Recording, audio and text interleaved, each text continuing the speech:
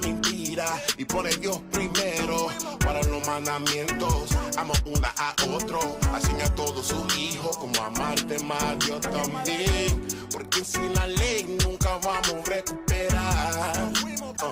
Pone la ley primero. Mi gente sí buscan soluciones para los problemas en el barrio. Mi gente está sufriendo y por eso aquí estamos. Dale soluciones. Cristo en la Biblia, mi gente sí buscan soluciones para los problemas en el barrio. Mi gente está sufriendo y por eso aquí estamos. Dale soluciones. Cristo en la Biblia, mi gente. Dale luz, dale luz, dale luz, dale luz y despierta mi gente. Dale luz, dale luz, dale luz, dale luz y enseña a mi gente. A Dios ellos no le temen, por eso es que mi gente no tienen soluciones. Escogidos sobre las naciones de todos los colores y somos los mejores. Tienen que dejar a todos los dioses paganos para entonces salir de maldiciones. Cristo solo viene para 12 y a otros no conoce. Mi gente sí buscan soluciones para los problemas en el barrio. Mi gente está sufriendo y por eso aquí estamos. Dale soluciones. Cristo en la Biblia, mi gente sí buscan soluciones para los problemas en el barrio. Mi gente está sufriendo y por eso aquí estamos. Dale soluciones. Cristo en la Biblia, mi gente. Dale luz, dale luz, dale luz, dale luz y despierta mi gente. Dale luz, dale luz, dale luz, dale luz y enseña a mi gente. Buscando soluciones, las mujeres con pantalones y los hombres sin acciones, actuando como menores, se convierten al cristianismo. Mentira de los pastores, robándole a mi gente y paga por bendiciones. Ninguna ayuda es religión, fumando hierba y bebiendo ron, y todo para borrar dolor mientras ellos comen filet mignon. Isaí se traicionó por un pedazo de carne que tú crees que va a hacer cuando el pedazo es más grande. Oh, Lord. Si buscan soluciones para los problemas en el barrio, mi gente está sufriendo y por eso aquí estamos. Dale soluciones. Cristo en la Biblia, mi gente sí buscan soluciones para los problemas en el barrio. Mi gente está sufriendo y por eso aquí estamos. Dale soluciones. Cristo en la Biblia, mi gente. Dale luz, dale luz, dale luz, dale luz y despierta mi gente. Dale luz, dale luz, dale luz, dale luz y enseña a mi gente. Enciende el calendario porque ocurre tal camino. Sin tu brújula no hay dirección. Náufrago vacío, los martirios de esta vida los produce el enemigo. A causa de la rebelión que tu pueblo ha cometido, centenarios ha sufrido bajo rigor y castigos. De coronas a castillos, a corona y cigarrillo, ahogando nuestras penas necesitamos auxilio. Padre, me arrepiento, necesito estés conmigo. Sin ti no somos nada más que personas en un abismo. Las heridas no han sanado, devastados, agredidos, arrepentidos por los crímenes que hemos cometido. Leo tu palabra y tu promesa me da alivio, esperándote con ansia redimir lo que he perdido, restaurar lo que desde el ombligo ya era mío, aplicando pues la ley pa' poder mirar al rey. Arrepiéntase mi gente pa' poder mirar el de.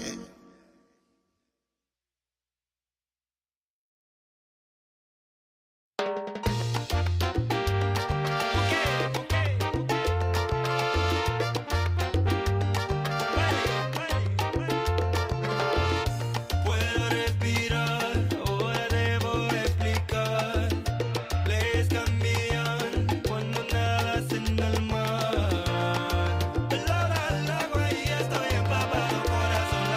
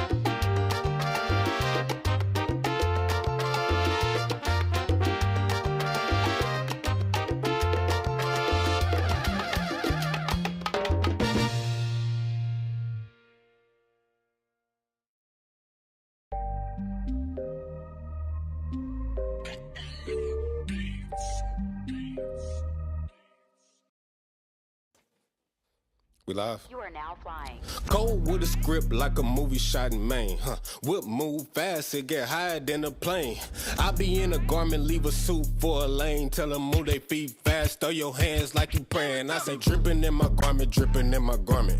I be dripping in my garment, dripping in my garment. I be dripping in my garment, dripping in my garment. Plus my boots strapped up like I'm moving with an army. I be dripping in my garment, dripping in my garment. I be dripping in my garment, dripping in my garment, yeah. I be dripping in my garment, dripping in my garment. Plus my boots strapped up like I'm moving with an army. I say ready for tonight, I know it's finna be a feast. Got a closet full of culture, who the hell is Louis V? Plus I throw my garment on before I even brush my teeth. Probably leave a trail of sauce when I'm dripping through the feast. When it come to suit and tie, I probably have to pass. I see them staring hard, they be drooling in the mask. They be staring at the fringe, I'm just trying to get some gas. They be looking at the garment, probably think it cost a bag. Look, all these royal garments kinda look like graduation. You can catch me with the deacon in the spaceship causing ma'am. Drip, drip come from the Bible, we ain't hearing what you saying. If we catch them talking reckless, bring them hither, we'll slay them. I be cold with a script like a movie shot in Maine. Whip move fast, it get higher than a plane. I be in a garment, leave a suit for a lane. Tell them move they feet fast, throw your hands like you praying. I be dripping in my garment, dripping in my garment. I be dripping in my garment, dripping in my garment. I be dripping in my garment, dripping in my garment. Plus my boots strapped up like I'm moving with an army. I be dripping in my garment, dripping in my garment. I be dripping in my garment, dripping in my garment, yeah. I be dripping in my garment, dripping in my garment. Plus my boots strapped up like I'm moving with an army. I be dripping, dripping, dripping. Need a clean on IO Deacon, thinking Dorcas did it. I might let you meet her when she visits, full of whipping. Yeah, you see him fringes swinging for repentance. Got a scripture for these niggas when they say they close is wicked. Look, all these kings around me, you would think that we was dreaming. We just leading. We don't feed these demons, beat them through exceeding. You can spot me in this army. Lord, the host gave us the vision while they sitting watching television, wishing we was finished up. Garment clean, got my fit from Kiva them. D done hit that jug, cut that rug, cause he feeling it. Drip drop out of fountains, we believe cause we been beating this. I'll leave you with my Bible, you'll be needing this. Read. Cold with a script like a movie shot in Maine. Whip move fast, it get higher than a plane. I be in a garment, leave a suit for a lane. Tell them move they feet fast, throw your hands like you praying. I be dripping in my garment, dripping in my garment. I be dripping in my garment, dripping in my garment. I be dripping in my garment, dripping in my garment. Plus my boots strapped up like I'm moving with an army. I be dripping in my garment, dripping in my garment. I be dripping in my garment, dripping in my garment, yeah. I be dripping in my garment, dripping in my garment. Plus my boots strapped up like I'm moving with an army. I be get it in A, check it out A, get it in A, check it out A, it's going down A, mash it up A, mash it up, mash it up, mash it up.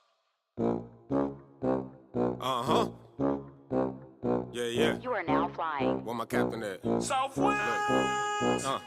Wake up, moon outside, it's a party. Hop up, dedication, it's a party. There can't no destruction, it's a party. Too live, too lit, move with the body. Bible with the pins in a black bag. Dance, dance, dance, dance, dance real fast. Zonovan book, yeah, I got that. Hold up, that's an Israelite starter pack. Passover dance with a staff in hand. Feast day show for a contraband. Dancing like I'm trying to see the homeland. Pentecost first fruits to the big man. Nobody party like an Israelite. Fist in the air like it's time to fight. Northern Kingdom trying to party with the Judites. Bop, bop, bop, bop on my Benjavites. We ruling like Wakanda in the king time. Meanwhile, he told us work and party in the meantime. All the little feasts probably start around your bedtime. Dancing in the field like a band when it's halftime. You ain't got no wine, here, have mine. Don't talk about your sorrow, this a bad time. Look, I'm just trying to tell you that it's high time for us to battle to this beat like it's drumline.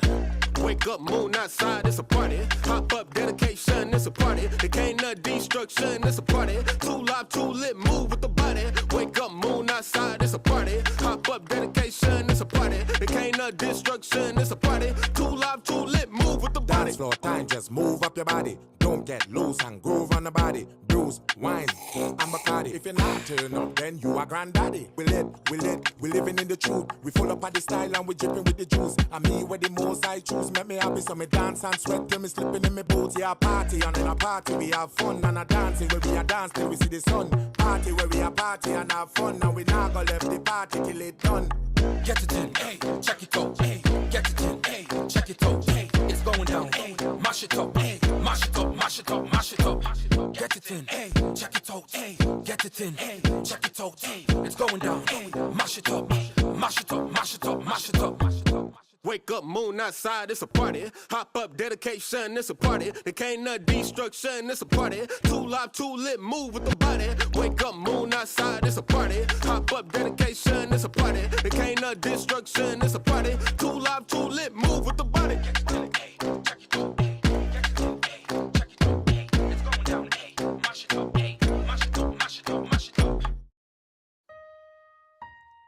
Hey, Zamar, man, you gotta hit up some of them Dallas OGs, bruh. Some of them brothers that's actually been through something in this truth, you know what I'm saying? Brothers know why they here, you know what I'm saying, bruh? We do this for the kingdom. 144 and he gon' lead them. Stay up in your sins and die with eat them. Your pastor don't want war cause we gon' beat him. Cause we gon' beat him. We do this for the kingdom. 144 and he gon' lead them. Stay up in your sins and die with eat them. Your pastor don't want war cause we gon' beat him. Cause we gon' beat him. We do this for the kingdom. Fringes swaying in the wind. Slap you every time I spin. Repent or die up in your sins. But the saints we gon' win. Go to the hood and bring it out. We ain't scared of no sinners. Most high working with us. Most high working with us. Bring it out, bring it out, bring it out. Go to your hood and you know that we cry loud. Pastor hiding in the pulpit. Plus he teaching that cool shit. He don't know about the slave ships. He don't even wear fringes. He all about the blue Benjis. That's why he promotes sin and ties. My people came on them ships. My people took all them whips. My people trapped in the pen. My people all in they sin. My people need to repent. No, my people keep the new moon. Rocking they borders of blue. Precepts to cut you in two. They ask why we do it, we do it. We tell them that we do this for the kingdom. 144 and he gon' lead them. Stay up in your sins and die with eat them. Look, your pastor don't want work cause we gon' beat him. Your show is scheduled to start in 35 seconds.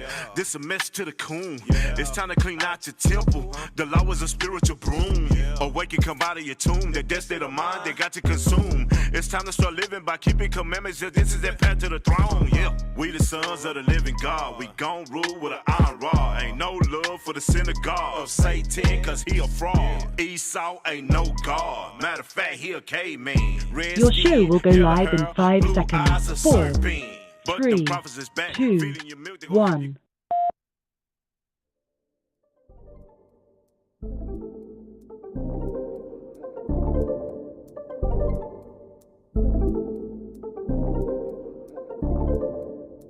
It's that time again. Yeah. Ya es la hora. You know, power hour. Ponle atención, class is in session. Tune in for an hour, maybe more, that's a blessing. Learn from the captains and the leadership. Flee from religion, cause them churches never teaching shit. Everything you learn for your benefit. Line upon line is a requisite. Never take a deficit, yeah. That mean you take a loss if you stray from the way. You get the understanding if you study every day. Apply what you learn and bless when you pray. There's one interpretation, man, it say what it say. Ya viene el tiempo, entra para el templo. Aprende del maestro con talento. La Biblia es el centro, usando a Israel como instrumento. No te pierdas en doctrina como viento. Estudia y ora y aplica. Tiempo para Dios, ven, hace una cita. Escritura dinamita, morenos y hispanos israelitas. Oye cómo explica Israel unido en Cristo para la vida. Nunca se divida. Tune in, it's the power hour. Learn your family history, don't be a coward. Yeah. Tune in, it's the power hour. I said learn your family history, don't be a coward. Yeah, history to learn. It's the power hour. The 11th hour. Tune in to your history. You know it ain't no mystery. Power hour. The 11th hour. You gon' wanna get to history. 11th hour. Power hour. Shalom, shalom. Welcome to the Power Hour Plus. I am Deacon Joshua. Officer Zara. Officer Tobias. Wow, that was so fast. It just went very. Hold on, I was trying to look something. No. Shalom to the 12 tribes scattered abroad. Oh, praise. Greetings. Greetings. Hold on, let me pull this up. I want to see this. I'm trying to get this ready. Hey, so it is midweek. Welcome back to the Power Hour, y'all. Hey. It's the middle of the week. I feel like it's the middle. I was just thinking about it. I was like, good. I got in the car. I'm driving over here. I think it's like because the sun's going down earlier and stuff like that. So my body's like, your body starts to shift and stuff. Right. You know, so I was just kind of like, real nice, quiet drive. Yeah, it was pretty low key. You know, I'm against traffic. I think when I'm coming in, so it's not so bad. All praises for that.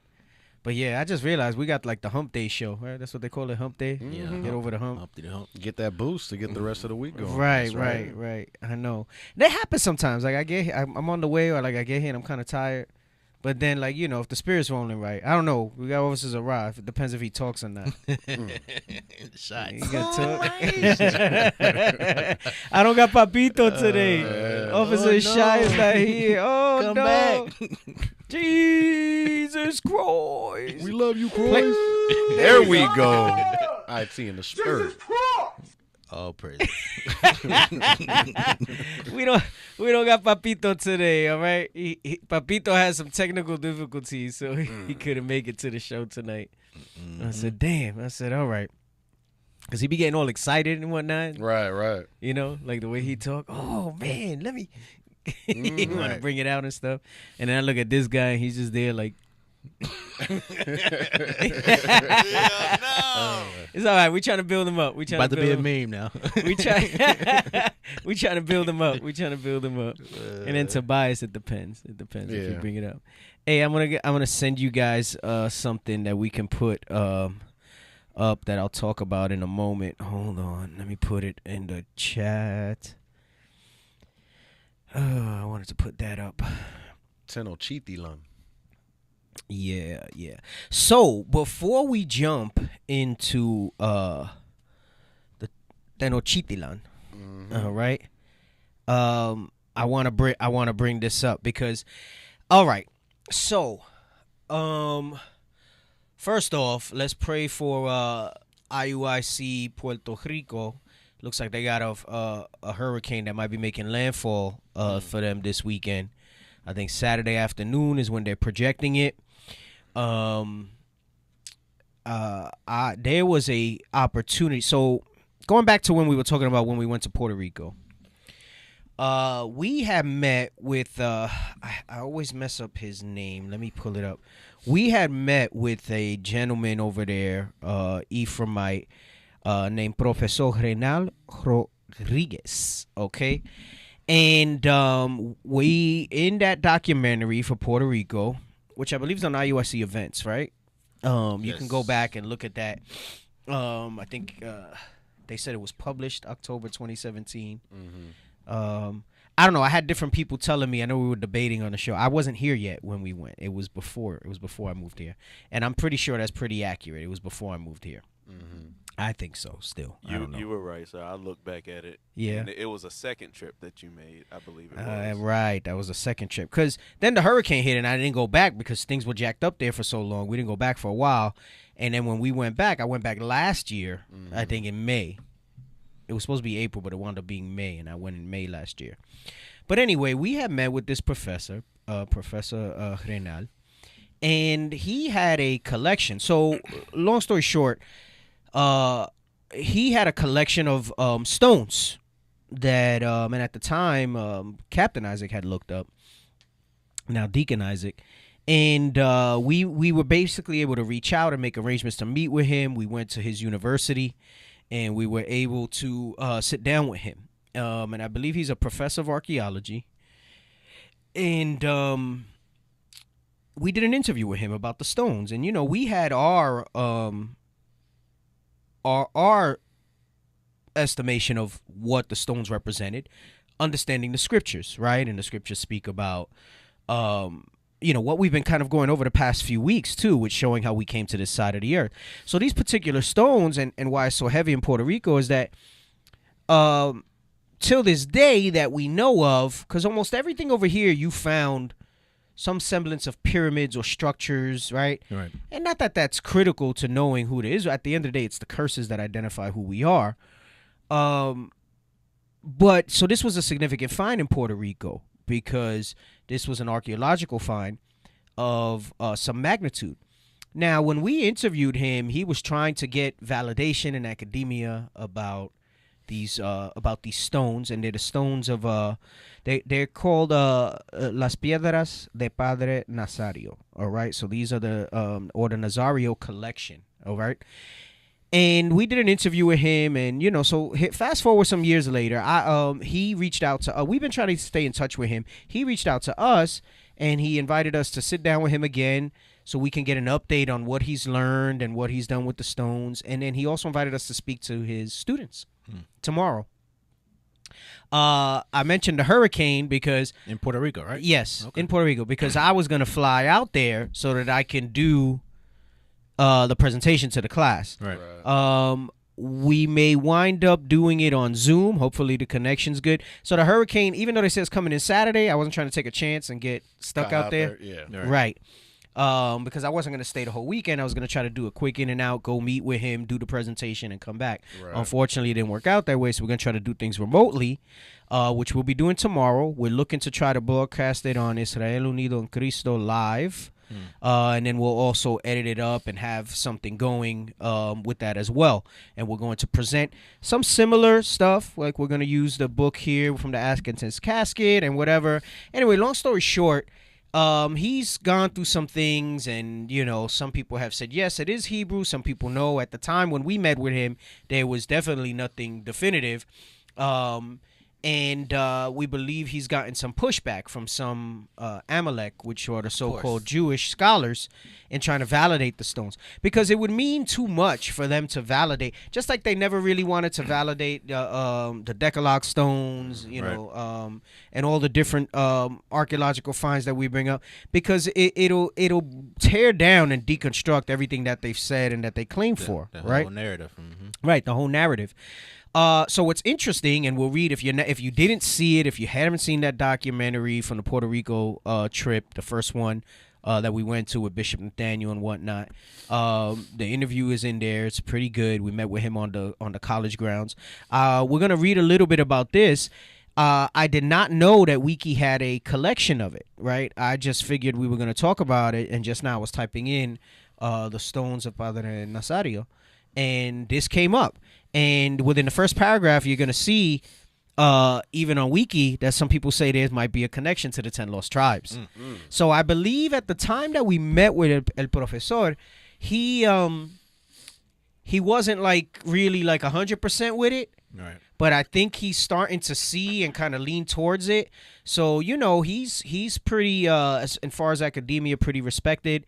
He has a pretty solid social media presence or whatever. So it'll be a big deal for us to be able to present to his students and interview with him again and bring that type of stuff out.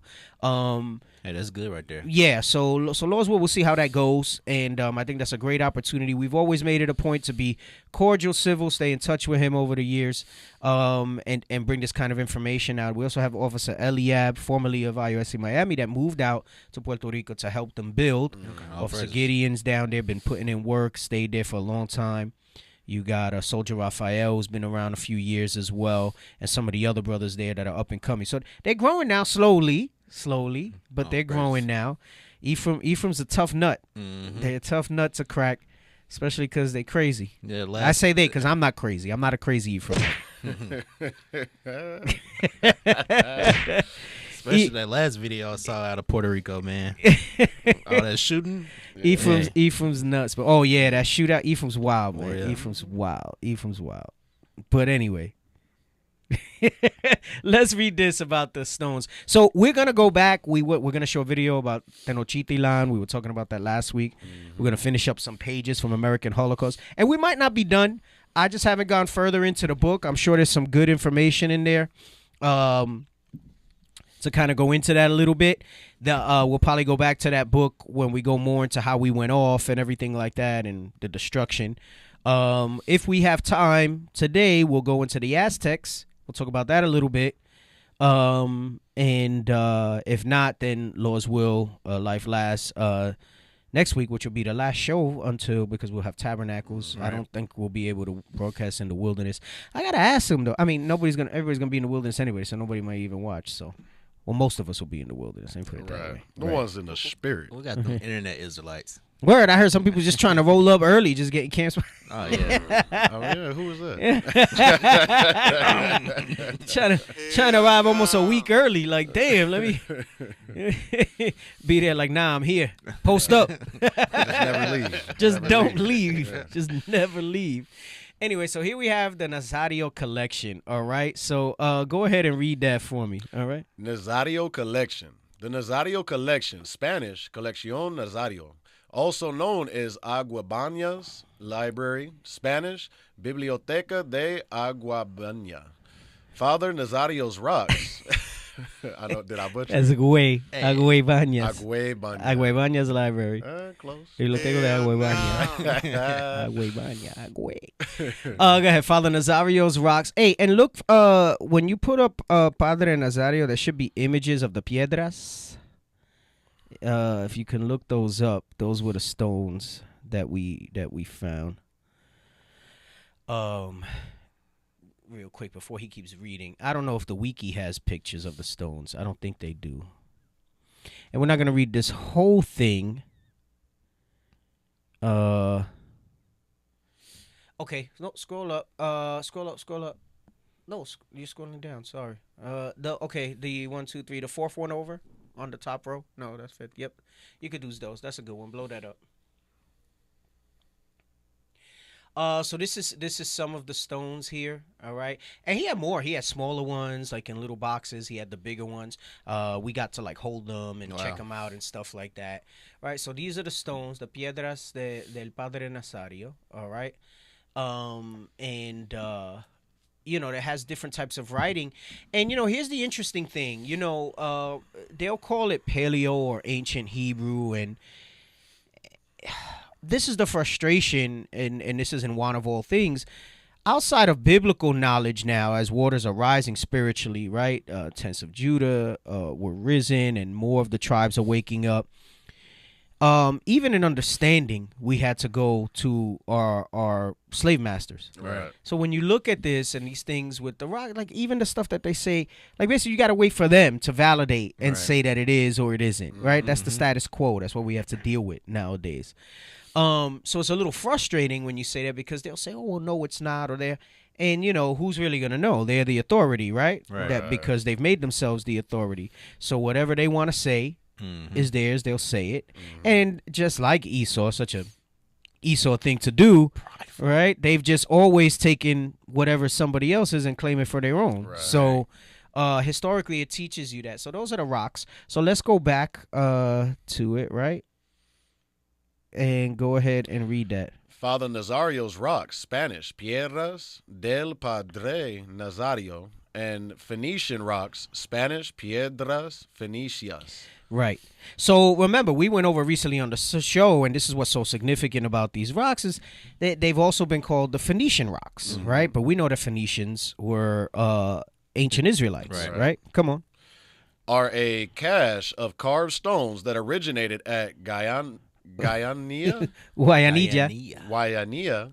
Puerto Rico. According to contemporary accounts, the statuettes made of local serpentine rocks were first discovered by Catholic priest Jose Maria Nazario y Cansal during the 19th century. Right, so that's during the 1800s, all right? Remember, when you talk about centuries, it's if it says 19, then that means the 1800s. If it says 18, that means the 1700s, all right? Come on. And feature unidentified petroglyphs. Right, so petroglyphs is just writings that they have not identified, right? Come on. Petroglyphs that have been speculated to be connected to the old world for over 130 years. Okay. Their original site was not far from Yaco and was underground, where it was hidden under a slate that concealed a tunnel. Overwhelmed with the quantity and difficulty of transporting a trove that totaled more than a ton. Meaning there was, remember I just said that up until these stones, there haven't been a lot of archaeological things that they found in Puerto Rico, right? A lot of other places, Central South and what's known as Central South America. There's pyramids, there's things like that. They said that there was so much of these petroglyphs and these stones down there that it was total more than a ton, right? Come on. He opted to abandon his individual approach and recruited locals to aid in the moving of the rocks to his house. Which means some of them probably got lost, damaged, whatever, meaning there was more in there. Okay, come on. Where he conducted the first research on them by comparing them to similar objects from other countries. Nazario would combine his research with his religious background, leading to the hypothesis that there might be some connection between them and the 10 lost tribes. Right. So there's this aura, all right, or for depending on if you're heathen or not, or stigma, that these stones have some connection to the 10 lost tribes.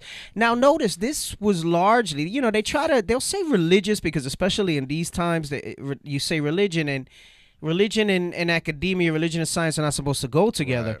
I mean, I believe, especially here at IUIC with the various teachers that we have, Deacon Nathan being one of the foremost, we're able to show you that they're not mutually exclusive, right? The Bible is the history, and then there's other documented accounts that bring this forth. Right. Because they'll try to tell you that, it's because they were just religious, that they presume that these are the people because they're looking, and people who discredit it, they'll say it's a fairy tale. So you usually have, I mean, there's more, but you break it down to two camps when it comes to the lost tribes. Right. They'll tell you the Bible's not real and it's a fairy tale. That's a made up people. So when you make that connection, it's BS. And then you have the other that'll tell you, the tribes are all people, right? Like I even found some stuff where I think they tell you Great Britain is Ephraim, or I don't know, the United States is Ephraim and Great Britain is Manasseh, and they try to include all people. Like I've seen things like that out there, and it don't make sense because it don't add up with what the scriptures say. The curses. But a lot of these accounts do come from priests and friars, right? That wrote this stuff. Now, that doesn't mean it discredits it. It just means that they had a working knowledge of the history of the Israelites, right? And remember, we've gone over this with the iconoclasm even recently on the show. Because of how effective the iconoclasm was, and let's read that in First Maccabees. It's First Maccabees 3. Yes, sir. About painting images, and that's not the only occurrence, but that's one of the most popular. We could put it there that it says it so plainly.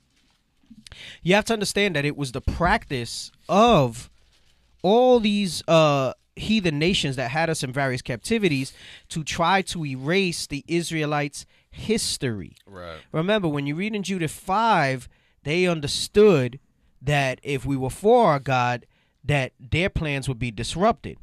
But that if we were not for God, not keeping the commandments, right, then their enterprises would be successful. Right. So, whereas when they conquered other nations, they kind of would leave, some of their remnant of history behind because it wasn't a threat to their whole heritage. Right.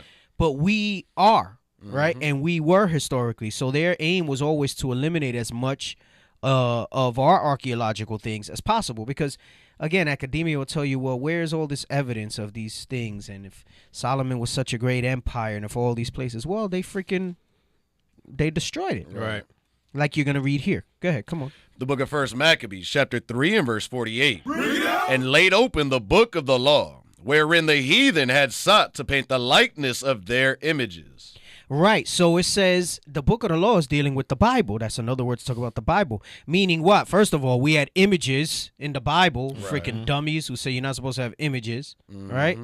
And that they sought to paint their likeness. So it got to a point where they said, listen, we're not just going to destroy it and leave that question there. We're going to paint our likeness into it, right? Which goes back to their MO, right? Because, that was their thing. They wanted to go ahead and paint their likeness into things. Yeah, we're this. We're everybody. We're the Greeks. We're all of that. So I bring this out to say that when you read this last line here, what we read about the stones, they throw this in there and they say his research with his religious background, and then that's what led to it saying it's the 10 lost tribes. All right, but go ahead, come on, read on. Due to the ramifications that their authentication would have on mainstream concepts of Pan-American history. Right, meaning the ramifications of it would turn the world upside down. Destroy everything. It would destroy everything that they put forth. Right. They would have to kick everybody if let's say they were to do the right. We know that's not going to happen biblically, but if they were to do the right thing and acknowledge us before Christ come that we're the Israelites, and it turns this whole thing, they would have to kick all them people out of Israel, and actually that whole so-called Middle East area. Yeah. Right. They would have to disrupt everything that they've set up. They would have to admit that the Balfour Declaration was a lie. All that stuff like that. Right. Come on. Due to the ramifications that their authentication would have on mainstream concepts of Pan-American history. I'm sorry, you know what else that would tell? That we didn't come from no Bering Strait over an ice landmass and none of that stuff. It would validate too much. Right. Our truce is a threat to their lives. Yes. Yeah. Yes. That's exactly it. Say it again. Our truce, the truth and reality of who we are and what we stand for is a threat to their lives. They live in a false reality. Yes. Come on. The authenticity of the pieces has been in question from the onset. And I'm pretty surprised that this is up here like this, because it's letting you know, it's not telling you why the authentication of them would upset the concepts of Pan-American history, but it's telling you that because of that, it would put in question, they were put in question from the onset. Come on. Exactly. With researchers providing conflicting opinions. Go ahead. Despite this, several foreign archaeologists traveled to Puerto Rico in order to study these pieces. That's like when somebody will say, yeah, I don't want to fight this guy, but man, I would love to fight him. Right. You know, so yeah, those stones are crap. That's not legit. But I'm going to travel over there so I can study them. Right. Right? Like, so I can't make it I can't give them credibility. But on the low, I'm going to try to go and desire to check. Right. Yeah. Come on. Where we at? Among? Despite this, several foreign archaeologists traveled to Puerto Rico in order to study the pieces. Among those that inquired on the matter was ethnographer Alphonse Pinart. Alphonse Pinart. So I guess he was a French scholar, linguist is what it says, ethnologist and collector. All right, come on.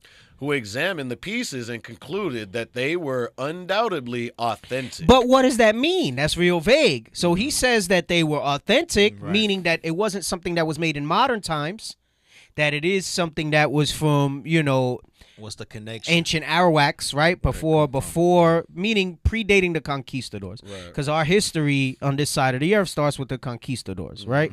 Go ahead, come on. Undoubtedly authentic. The explorer also expressed concern that some people could try to falsify pieces to receive gifts in exchange from them. Locally, historians took an interest in the matter, while archaeologists did not study them for decades. Right. So here, now historians are somewhat different than remember, archaeologists deal with the actual physicality of them. Historians will deal with more like how they got there potentially and all that stuff like that. Right. Yeah. What drove them to make it, what era they were from or whatever. Right. Go ahead. Come on. After the death of Nazario, most pieces were kept at the Institute of Puerto Rican Culture, ICP, with others being kept by the UPR and foreign institutions in New York. Remember how we were watching was it the Father Crespi stuff? Yes. It was something that no. It was Glenn Beck that he was saying the stuff is in the Smithsonian, in the basement. Yeah, in the basement. In the basement, right? So when you read these other places, it basically they're like bury that, bury that. Come on. During the 1980s, the collection attracted historian Aurelio Theo, who tried to recruit a variety of institutions to the cause of studying the pieces.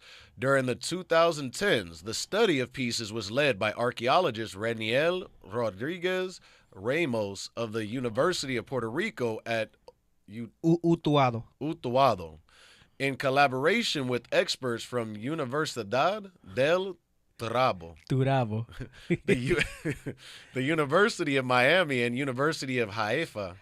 So that's in Israel, right? So meaning they try to go and they try to get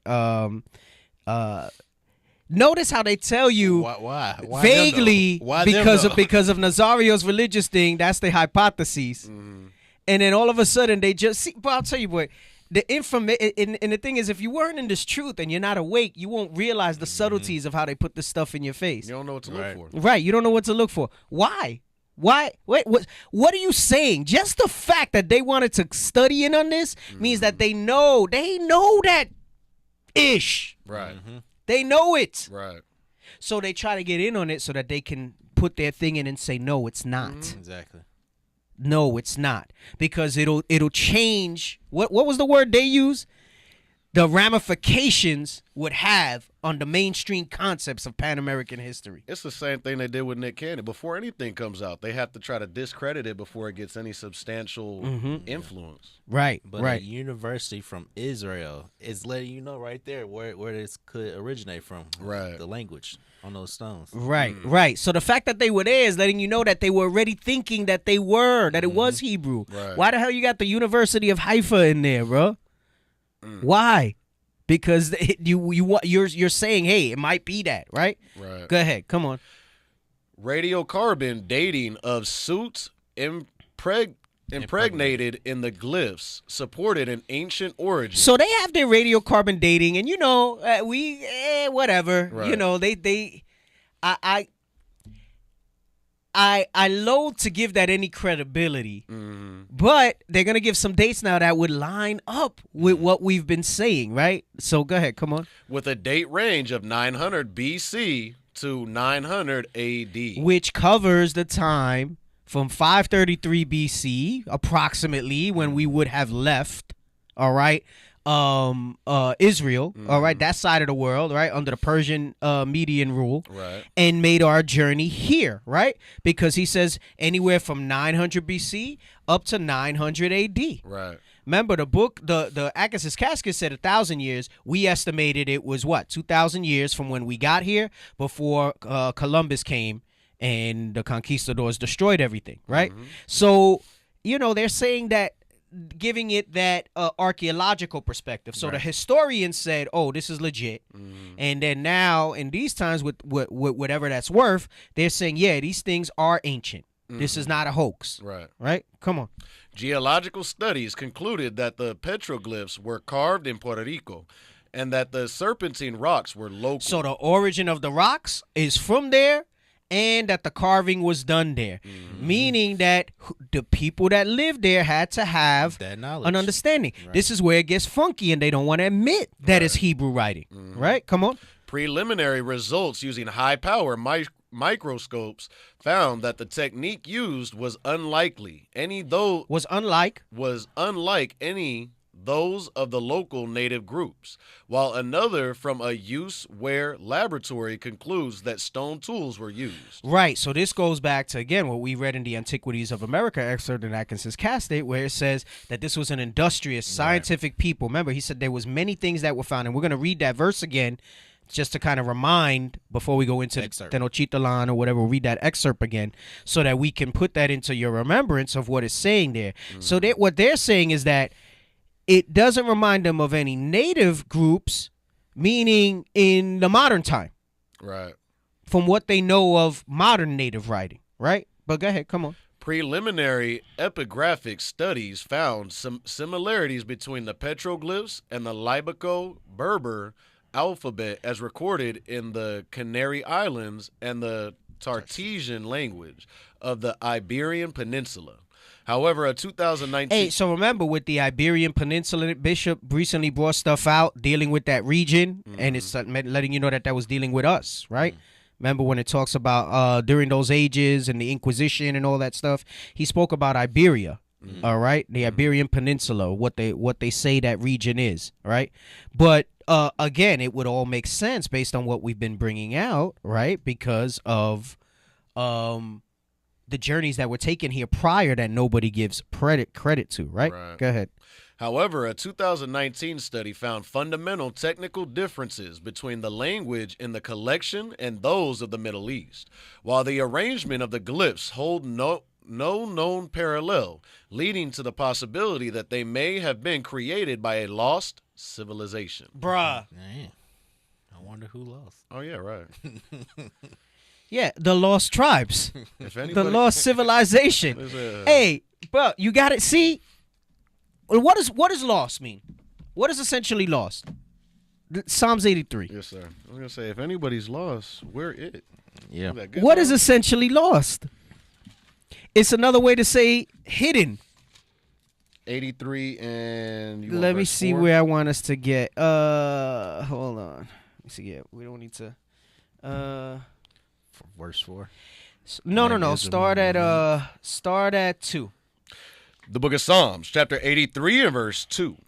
For lo, thine enemies make a tumult. And they still are. They're seeing these rocks, everything we brought out, that all of a sudden, bro, you glaze over that. Why was the University of Haifa involved in this? Right. Why? What are these things is not like the other? University of Miami? Okay. You got that makes sense, right? That's pretty close, yeah. That's in Florida, so right there, kind of close, right? Universidad de Turabo. Okay, all right, that's in Puerto Rico, right? The University of Puerto Rico at Utuado. Okay. And then the University of Haifa? It don't, one of these things is not like the other. So when they say lost civilization, right? Read this so that your enemies make a tumult. Come on. The book of Psalms, chapter 83, verse 2. For lo, thine enemies make a tumult, and they that hate thee have lifted up their head. What? Meaning they said, hey, we're going to basically get ourselves together and come together in one consent and do this. Come on. Verse 3. They have taken crafty counsel against thy people. And we've gone over this. There's so many ways that they've done crafty counsel. Slavery, keeping us from reading, iconoclasm, like we read in First Maccabees, all right? The decree of following politics in First Maccabees 1 and 40, right on down, all to the end that we would forget the law and the traditions and all those things like that, right? One of the other crafty counsels is any history comes up from them, destroy it or deny that it has anything to do with the connection of their real heritage. Right. Come on. They have taken crafty counsel against thy people and consulted against thy hidden ones. Against that lost civilization, against thy hidden ones. Are the so-called Amalekites, right? Where they say the Jewish people in Israel hidden? No, they're not hidden. On Front Street. Right. All straight out saying this is who we are, right? So it says they've consulted against our hidden ones. Come on. They have said, come and let us cut them off from being a nation. A lost civilization. Come on. That the name of Israel may be no more in remembrance. Right, because they don't call them Israelites. Right. Either Israelis or Jewish people. Right. They don't call them Israelites. They have a thing amongst themselves that they don't use that word. They don't like to use that word. Very rarely. What do they say when they talk about them? Jews. That's all they say. Jews, the Jews. Because there's power. The mere name of our nation terrorizes them. That they don't want to say it. That's the same reason they cannot just call us the Israelites. Right. They call us BHI, Black Hebrew Israelites, or Hebrew Israelites. Right.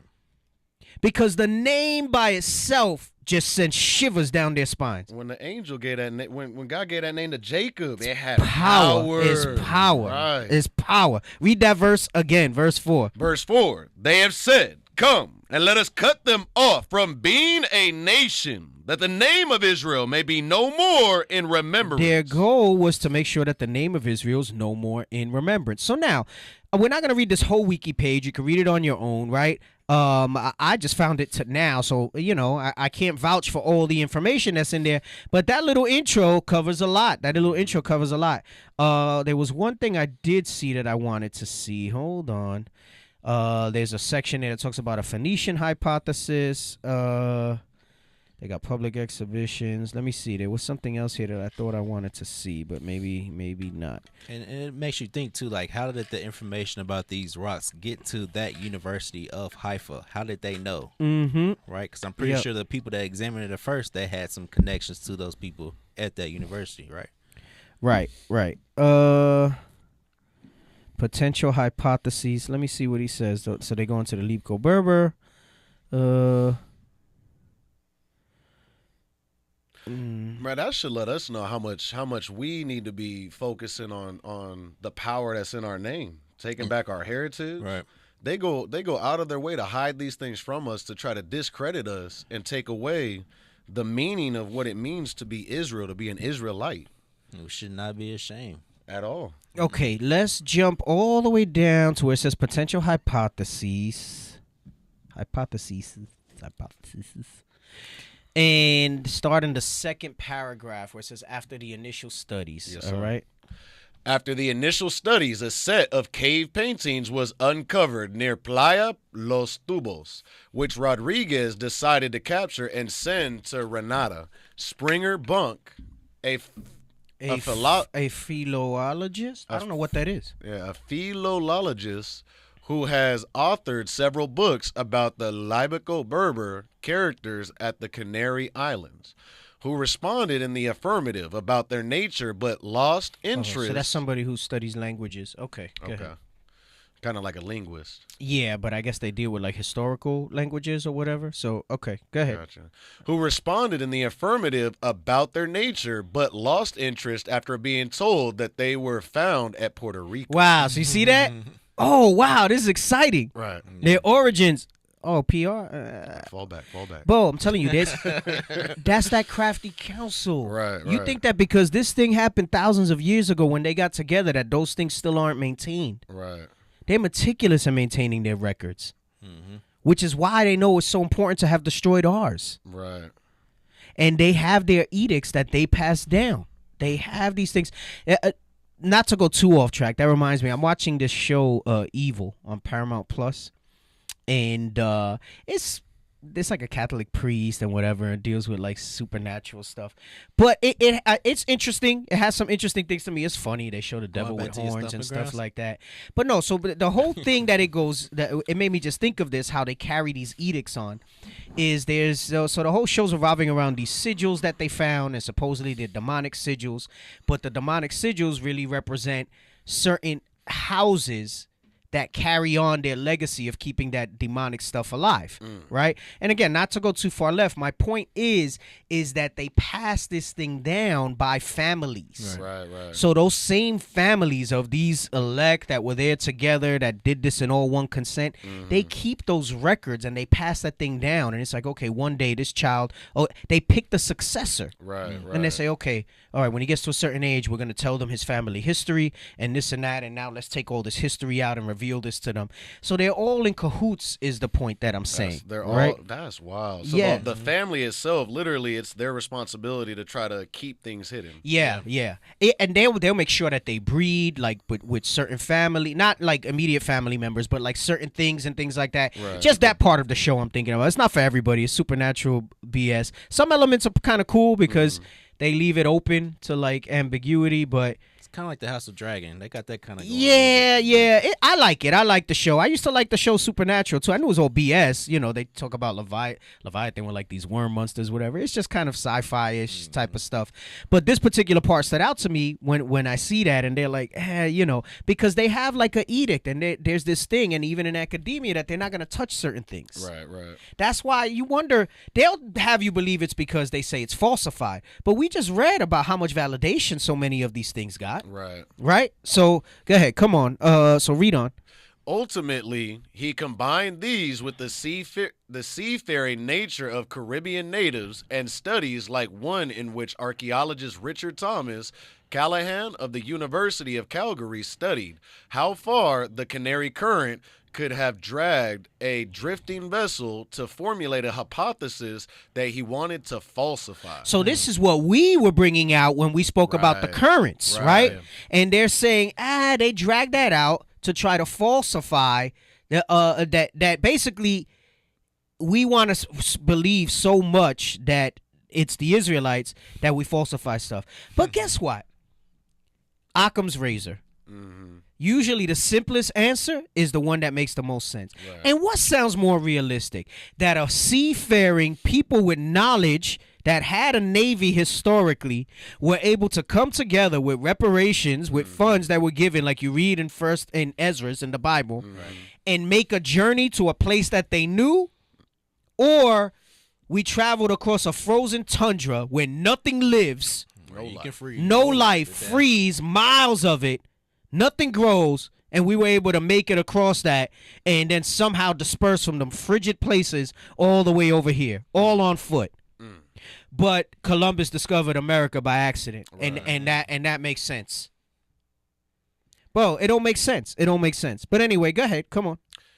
Following Mm-hmm. the 2019 studies, Rodriguez distanced from previous stances and considered Nazario's 10 lost tribes hypothesis as falsified, since the similarities that were previously noted were insufficient to account for fundamental differences found in the way that the languages were written. But of course, it would make sense if they dated them to anywhere from 900 BC to 900 AD. You're talking about anywhere from 400 to over close to 1,000 years. More than 1,000 years, right? Because 5, that's 15. Yeah, you're talking about 1,400 years of potentially starting to lose the language, right? And it becomes a variation of it rather than the actual, right? Like slang, like. I'll give you an example. The KJV was the English standard. Yeah. Do we speak this way now? No, sir. No, right? The language has been modified. Right. They'll even modify Bibles to try to modernize the language, right? But it's interesting that they say this because, and what we're reading here, because again, we're meeting with him tomorrow, and we did reach out to him, and now, while we don't have any type of degrees in any of these things, I think he can at least acknowledge, and I think in his frustration in dealing with academia, he can at least acknowledge and know that, like, hey, these guys, at the very least, they research. They have a level of understanding where they research. Right? And we're looking at these different things and these different annotations and these different books and things like that. And I'll be honest with you, just based on what we read at the top, the academia is never going to give him that validation. They're not. Nah. They're not. It's going to be this mystery. It's going to be this ambiguous thing. Probably discredit his name, maybe at one point. And I believe that he was concerned in that. Like when we did the first interview, you could tell, we want to be respectful of that. I mean, he's not repenting yet. Who knows? Maybe he will at some point. We don't know. But obviously, it was interesting enough that he wanted to speak with us again. And, he said, hey, speak, maybe he's going to go the approach of just throwing out a different perspective and not fully buy in on the record. On the record. Maybe deep down, he still does hold to that, right? Because what they're telling you is that he abandoned it, which means he held to it. And I'd like to believe his first meeting with us, and I think him reaching out again impacted that in him. Because we met with him prior to, and he didn't seem that married to the Lost Tribes thing, but I think it sparked something in him, and it made him say, hey, and like I said, we've tried to stay in touch over the years and he's been on this quest to try to get them validated. So, I believe he's maybe reached a little bit of a dead end in academia, and so now he's kind of, he's seeking truth though. He is. So I mean, you can't once he comes. But that's the thing. I think especially when that's your whole life and you've dedicated your life to academia and education, it's hard to embrace. You don't want to be discredited, right? And not just that. What I mean is, it's hard to sit there and say, and acknowledge that, hey, some of these guys might be full of shit. Right. You've dedicated your whole life to that, and now until you get stonewalled. Now you say that it's kind of like people who come out of Christianity that can't come out when you bring this, and they'll say the most darndest things that make no sense and hold to an ideology. You've seen it as we speak to some of these pastors, and you wonder how they can do that. A lot of that might not be that they wholeheartedly believe it. It's just that it defines who they are, right? And to turn away from that, it basically is like removing your identity. That's a hard thing for people to do. That's a hard thing for people to do. That cognitive dissonance. Yeah. Right. Go ahead. So finish reading that. 2019, following 2019 studies. Where's that at? Right there. Right at the top. Following the 2019 studies, Rodriguez distanced from previous stances and considered Nazario's 10 lost tribes hypothesis as falsified, since the similarities that were previously noted were insufficient to account for the fundamental differences found in the way that languages were written. Right, but that's easily explained when you read how remember, we were all in different captivities, the different languages we knew and understood, and how we came over here during that time period. Again, now you have a melding of certain writing and speaking. Gosh, there's scriptures that talk about them speaking in strange tongues and the tongues of the when we married these other nations, and we spoke in their tongues and things like that. Letting you know that we tend to kind of assimilate those things, right? Go ahead. Your own language, supporting Rolston's conclusions. However, he noted that the way they were kept under the custody of a select group was rare, seen in cases such as the Dead Sea Scrolls, and was quoted as saying that the hands that made these are different from the hands that made other artifacts in Puerto Rico. So he's talking about the ones that academia will accept, the ones that are just no connection to Israel. Come on. Rodriguez did not completely dismiss the possibility of intercontinental travel, stating that these stones could potentially be the first robust evidence to begin having a discussion about the possibility of pre-nautus, because nautical, right? Meaning dealing with nautical, with naval things. Pre-nautus, pre-Columbian mariners. Which is what we've been going over the past few weeks. Right. Who were those pre-Columbian mariners? Solomon. And us. Right. During the time of Second Ezra's. Come on. And that they question the meta-narrative that Columbus brought writing and his history with him. Because that's the thing that they ultimately want to maintain, that we were savages. And now when we go back and we read this excerpt before we go back to the Tenochtitlan thing, you're going to see it says that we weren't, that we were scientific, that I keep saying were. We are. Right, we are. We're scientific. We're industrious. Yes, sir. We're an advanced people. Come on. Effectively pushing the definition of Puerto Rico history back thousands of years. In regards to other hypotheses, he is skeptical of Fell's conclusion and notes that some of the words that the zoologists translated as phonetic Quechan? I don't. That's not a Spanish word, so I don't know. Quechan, such as yucca, ungi, chayote, and papaya, are in fact Arawak in origin. Right. So basically, they're gonna meet with him tomorrow. I mean, I really would have loved to be out there to like kind of have the discussion with them about some of this stuff. Face. But who knows? Maybe the doors are open. We can discuss it some more. And obviously, he has. Again, this is his life, so he has some background and access to some research, and especially dealing with what they call the hypothesis of the 10 lost tribes. I think it kind of gives us, maybe a doorway into getting some more, again, historical information. Not that it's necessary, but sometimes that's just kind of the appetizer that whets our people's appetite to say, let me take a second look at the Bible now. Right. When you bring this type of history and stuff out, right? Mm-hmm. I mean. Those of us who I didn't need any books for me to believe this. Right. But that doesn't mean that others might not need that spark in order for them to, contrary-wise, the scripture tells you, of making many books, there is no end. Right. And you see that in this search for trying to, all these different academics and everything, there's no end. Right. Because it's designed that way. To keep you, like, trapped trying to figure this thing out. Right. The only definitive, the only constant will be the Bible in that regard. So, y'all can read this on your own time. Go ahead. I was going to say that the Arawak are just indigenous. Yeah, indigenous. Right. I can't say okay, Arawak is essentially, you had Arawaks and Caribs is what they say historically. Arabs, Caribbeans. The Caribs, right, would have been like, in theory, like Benji and Levi. Right. All right. And Arawaks would have been like Manasseh, Ephraim, and Simeon. Right. So basically, what you would consider Latino Caribbean is Arawaks. Okay.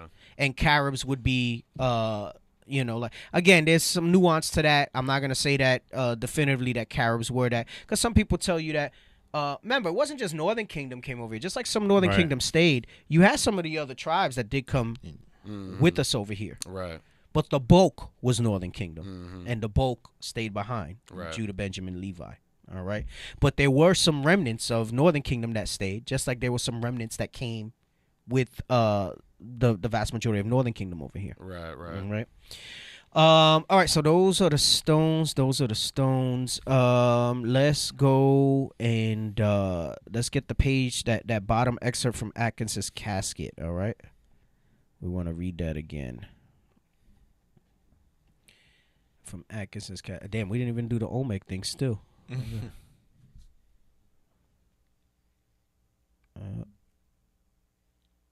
the pictures from the book.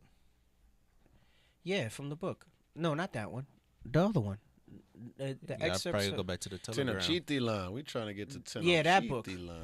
That book. We're gonna read that last part again. Remember, because they spoke about that it was stone and everything, right?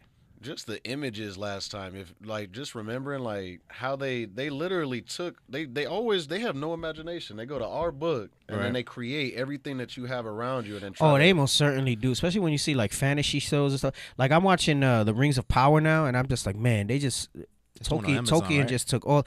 It's fire too, by the way. I don't know if you're into that genre of stuff. The Rings of Power. Okay. So it's like a prequel to the Lord of the Rings. Fire, so good, so good. So everybody, including myself, is interested as to what your Paramount playlist is. You're dropping all these shows, and I'm like, what? Nah, but I mean, that's really the only show that I watch on Paramount is Evil. I don't know what else is on there. Like, I get to watch stuff, but I don't get to watch stuff. So it's like weird. It depends. Like it comes in like binges and not. Right. So it's like feast and famine. So sometimes I can watch things, and sometimes I can't.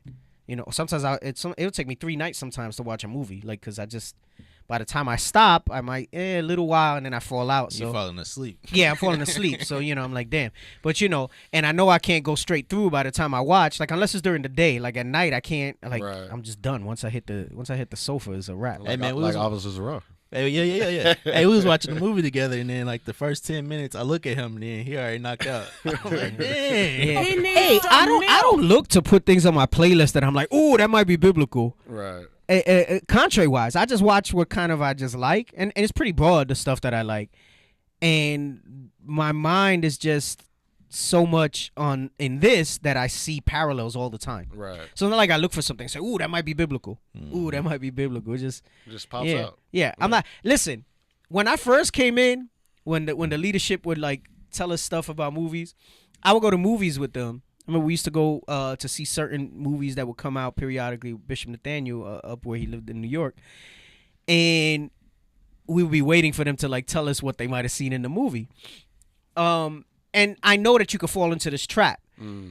I would sit there and like try to force myself to see something in the scriptures. Right. And maybe you do, maybe you don't. I stopped doing that a long time ago. If it comes, it just comes. Right. It just like, sometimes I watch something and I don't see nothing biblical in it. Don't mean that there isn't anything in it. I might just be zoning out. Right. I might just be zoning out watching something. But a lot of times I see something. And it might not be biblical like historical. It'll be like, for example, She-Hulk is feminist. Like I started watching some episodes of She-Hulk.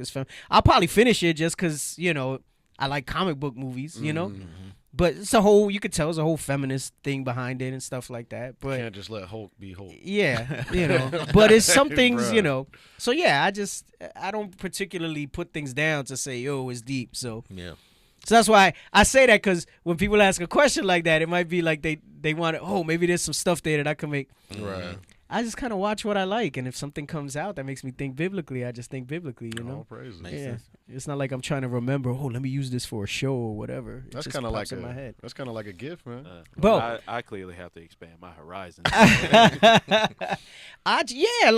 don't know. I've just always had a broad horizon in the things that I like to watch, Hey, I got a lot of documentaries in my list, but those really make me fall asleep if I'm not awake. So I gotta be like super alert to watch that stuff. But I don't know, I'm a big sci-fi, fantasy, epic type of thing. So I watch that. So Rings of Power, pretty flame. Going back, they straight from the Bible though. That's straight wild. from the Bible, the way they come up with that stuff. It's like I got my parallels of who like I think we are and who the people are and stuff like that. But it's good though. It's a real good show. I forgot when the new episodes come out. There's a new one coming out soon, but it's good. The Rings of Power is really good. I enjoy it. It's on Amazon, The Rings of Power. So let's go up a little. It's the paragraph above. Yeah, we haven't even got to the Mexico part, but let's see how far we get finishing up this. We read the paragraph. As American, no, but I want to again just kind of in. bring it back, Right, because right. remember we were just reading with the Stones about the writing and this, that, and the other, and remember we just read that for some people that means no, it's not of Arawak origin, Right. but for others this brings it out. Remember, it said that we were pre-Nautis, pre-Columbus mariner people that came here, right? So go ahead, read that part again. As America became settled by a civilized people and the industry of the enlightened, divested lands of the rough productions of nature. Numerous remains of antiquity were discovered in almost every section of our country, which had been improved. Indeed. Right, so he said that it was a civilized people that settled it, right? Meaning when they say civilized, this is why the guy said, oh, you found those rocks in Puerto Rico? I don't want to deal with that because that's going to give credence that they had written language and not just pictures. They didn't draw stick figures on walls and things like that, right? Go ahead. Indeed, there is no part of our land but bears evident marks of having been once settled and improved by an enlightened, enterprising, and scientific people. An enlightened, enterprising, he's saying that when he says no part of our land, he's talking about America, about this side of the earth where we reside now, all right? And he says that there's no part that you cannot see that it bears evident marks, meaning historically the things that they saw, the things that were available, that many of these things are locked up in basements now in different institutions. He's saying that they all bore mark that this was an enlightened, enterprising, and scientific people. We're speaking about the Israelites, the lost, so-called lost tribes, these lost civilizations. Come on. That they were very numerous. The extent and magnitude of their work sufficiently demonstrate. These remains of antiquity consist in walls. So these remains of antiquity, they have locked up now. These stones from Padre Nazario, those are remains of antiquity, but they won't validate them. Come on. Consist in walls, tombs, mounds of an enormous size. Remember, it said that this thing was under like a plate in a mound in a tunnel, and that it was tons of rocks that they needed help to get out and excavate. Come on. Of an enormous size. Posts, chimneys, stones, axes, hatches. See, stones, right? And then it said that, because they say that we didn't use, that it took, remember, it said that it was engraved with stone. Right. They try to say that we didn't have that understanding. But who's giving you that reference point? The people who took crafty counsel and tried to consult against us and said, let's cut them off from being a nation so that the name of Israel is no more in remembrance. Again, that's why they won't speak power to the name. They have to, if they ever say Israelite, they have to put something in front of it. Go ahead, come on. Stone axes, hatchets, arrows, and numerous engravings on rocks. Numerous engravings on rocks. There was more evidence than what we find now. That showed the magnitude of how enlightened we are, how scientific, how industrious we are. Come on. Earthenware has been discovered in some places, and likewise some very ancient coin. Knives, axes, hatchets of various workmanship in iron and steel have been found in several mounds which have been opened. Right, so meaning, where did all this stuff go then? That now you flash forward, you know, maybe what, 150 years, right? Because this was from Antiquities of the America, which was in the 1800s. We're in 2000, whatever. So you're talking about, you know, a little over 150 years, almost 200 years at this point, right? We're in 2022. Where is all this stuff? They got it. They got it. Yeah. Some of it they probably did. Some of it they did probably because it was too much. But they kept some. Their pride too. Because that goes back to what I was saying with the show. They have to have things that they can show to the next generation. And that's what I was gonna say. Their pride. Yeah. Like this, it's kind of like the bragging rights. So as they come of age, they can sit there and pass them down. I mean, It reminds me of how they put like animals on the walls. And so it makes me think like they want to pass the tools down. Yep, exactly. So we last week were talking about Tenochtitlan to show some of the industry and things like that. Before we go back to the pages in the book, there's a little 8-minute video here. Somebody had posted it in the comment stream, and they had asked for us to show some of this. What I found interesting, again, I like that. I still like the Asgard thing. I think it makes it more magnanimous. You're gonna see little drawings and stuff in this video, but he gives you a little bit of an explanation. I think this is a good recap rather than just reading. I mean, some of us don't have great imaginations. The reality is, right? So, you know, sometimes you have an artist's depiction of something and things like that. So we're gonna watch this little excerpt. All right. They called it the Venice of Mesoamerica, Aztec history. And let's go ahead and play this, and we'll sit here and watch this.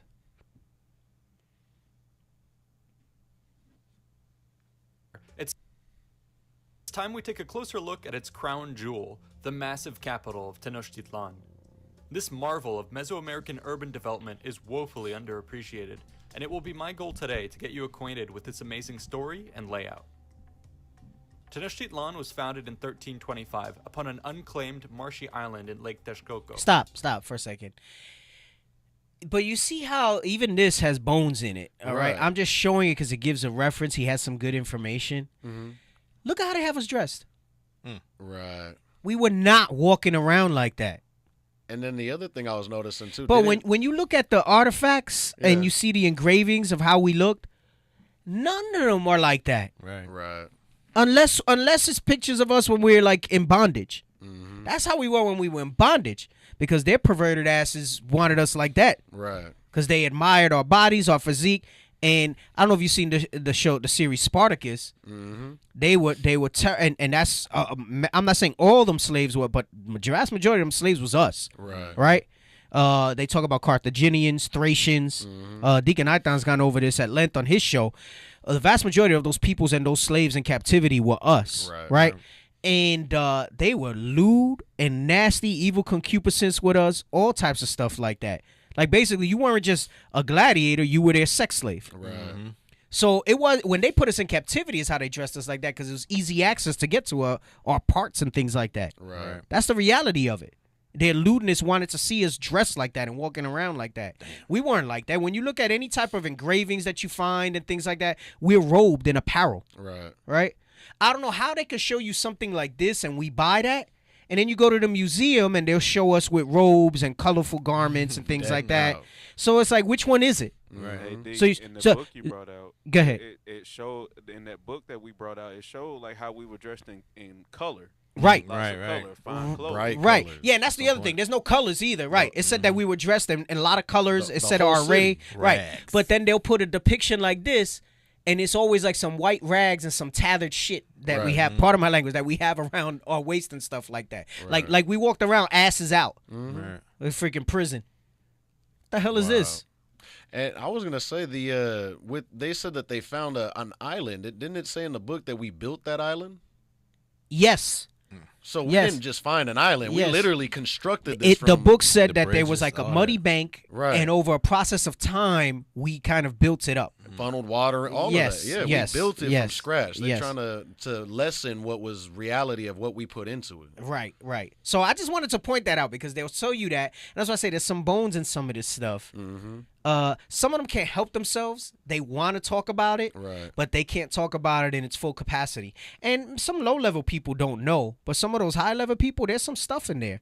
And if they didn't know, I guarantee you once the higher-ups find out, that's when they have the meeting and they're like, yeah, you're not going to go study that. Right.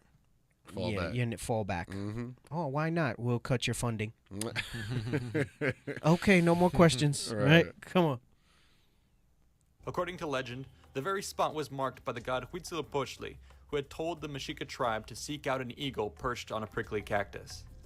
A second city was also founded 13 years later by a group of dissident Mexica who set up camp on a twin island just a few hundred meters to the north. This second location would become known as Tlatelolco.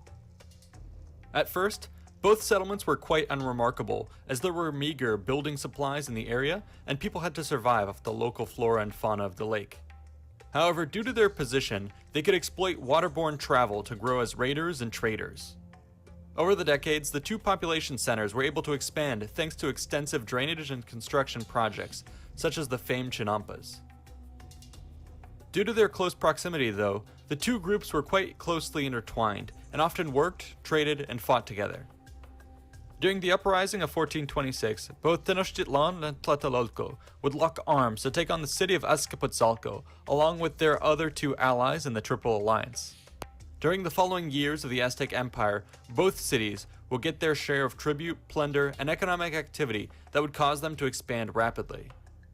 While growth would see their cityscapes merge, the two did seek to preserve their own identity. A quick comparison would reveal that Tenochtitlan had the greater area and population, though Tlatelolco had by far the largest market and main temple. Another further distinction would be their individual rulers, as both cities maintain separate governments. Hey, and let me tell you something. I don't fully buy the whole thing that we were always warring with each other. Right. And we know that that's, you know, you read that like in Judges and historically how we wound up having beef with the split in Northern Kingdom and Southern Kingdom. But I don't fully buy that we were always fighting with each other. Right. Like that don't make sense to me, especially to be in that close proximity. Like to me, that's BS. Come on. Here are both of their royal lineages side by side. You'll note that the Tlatelolco line ends in 1473. This is due to the fact that a family quarrel between rulers escalated into open conflict and saw Tenochtitlan emerge victorious and assert its dominance over Tlatelolco. Thus, from then on, the two cities would formally be joined up until their conquest in 1521 by the Spanish and their allies. Stop. Look at that picture, bro. It's talking about the conquest. Look at how they just came. Notice they first came when you read in the book, and they were talking about how great and impressed they were. Right. And then their mind immediately went to conquest. They were surveying the land. They were laying things out. Look at how they came in there with their horses and everything else, their armor, to just trot us down. Right. All right. Go ahead. 1521 by the Spanish and their allies. Let's now turn to the details of the cityscape itself. This can be a bit overwhelming, so let's first begin by looking at things from a macro level before zooming in to deal with the specifics. To put things simply, the city was located on an island on the western edge of Lake Texcoco and was connected to the mainland by 5 great causeways. I thought it was 3. It covered 13 square kilometers and was laid out in a dense grid of canals, roads, and buildings. I think it said it was 3 main ones, and then they had some smaller ones. So, Gotcha. like I said, there's some information varies a little bit, but I mean, you still see the grid and how it was set up and all of that. So, right. I think that's pretty impressive how that stuff was set up. Go ahead. Man, look at a smaller map in the upper right. Look at how big that causeway was. Right. How that's the main one from Asgard that comes in from the Bifrost. That's the one. Go ahead, come on. The city was divided into 4 quarters known as Campan. These were then further subdivided into 15 or so districts known as Calpoli. Each of these districts held commoner families led by a set of nobles with their own marketplace, temple, and school. With this framework No, but in we were mind, savages when we came over. We didn't have structure and organization like that, is what they try to tell you. Come on. let's now begin filling in the details of the city. We can begin with the most important ceremonial center of Tenochtitlan, the Sacred Precinct. This walled area encapsulated a wide plaza holding about a dozen important structures. Dominating the center was the 60-meter-tall, twin-peaked Great Temple, with a blue shrine dedicated to Tlaloc, and a red shrine dedicated to Huitzilopochtli. In front of it lay the round temple pyramid of Quetzalcoatl. A variety of other temples, a ball court, and even a school so you for see the different drawings they have. Like, there's different artist representations of what they read. Right. And they try to put it out there. I find it interesting. If you ever look some drawings of supposedly ancient Israel and the temple court and all that, very similar. Mm-hmm. Very similar layout and structure to all of that. Come on. Nobles were arrayed around the and that's remaining straight pyramids, but they probably said, the Egyptians wanted it like this. We're going to put some stairs and some levels to it. Mm-hmm. But it's straight up a pyramid. The only thing that's missing the little tip on the top. They made it more functional. Go ahead, come on. Round of the Sacred Precinct. Just outside the walls were a host of other important buildings used to run the city. These included palaces, homes for dignitaries, marketplaces, and yet more temples. At this point, we would be remiss to skip over some of the incredible features. That right there looks like where the main temple would have been in Israel. I don't have a depiction of it. Maybe in the background if it looks. Remember, this is 356. See if you guys in the background can show there's drawings of like how the temple was during Herod. That reminds me of the way it looked during Herod. But go ahead. Pictures of Moctezuma II's palace, which included a botanical garden, an aviary, a zoo, and even an aquarium. Yo, we had a zoo. We had a zoo and an aquarium. A botanical garden. You wonder where they got that stuff from. You find that stuff to this day. Damn. You wonder where they got that stuff from. Everything from us. Go ahead. Clear's report that the botanical garden contained a great many trees, sweet-scented flowers, and aromatic herbs, which were a pleasure to stroll beside. The aviary is said to have had 10 rooms housing many colorful species and birds of prey. The zoo featured jaguars, pumas, foxes, and snakes, amongst hundreds of other exotic animals, while the aquarium housed yet more creatures in the form of salt and freshwater fish located in separate ponds. This is truly something that must have been incredible to behold. Radiating out from the cluster of buildings around the sacred precinct were 4 major roads. The east led to the docks of Tetamozalco, while the north, south, and west led to the great causeways of Tacuba, Iztapalapa, and Tepeyac, leading to the mainland. These were built to accommodate heavy traffic and were so wide that the Spanish noted you could fit 10 horses side by side. Stop. You see how they were already planning? Right. Scheming. They noted that you could fit, it's so wide you could fit 10 horses. Why? Because that's how they knew they were going to set up their ranks when they wanted to take over the city. Right. That's crazy. Yeah, that make no sense there. That means that said that they were going to do 10 columns and however many rows to come through on horseback. Right. Go ahead. Traffic and were so wide that the Spanish noted you could fit 10 horses side by side. Along each of these major highways were located many of the larger city buildings with a series of gates and drawbridges located at the entrances to the city. Co-located with the causeways were also aqueducts, which brought in fresh water. Stop. What did he say? Aqueducts. Right. They were aqueducts. Like, again, it's even with their history, they try to tell you that the Greeks invented it. But if supposedly these two people never like coexisted and they came from some other part of the world, where did they get knowledge of aqueducts? Right. Right. And notice those are closed off aqueducts. That's pipes.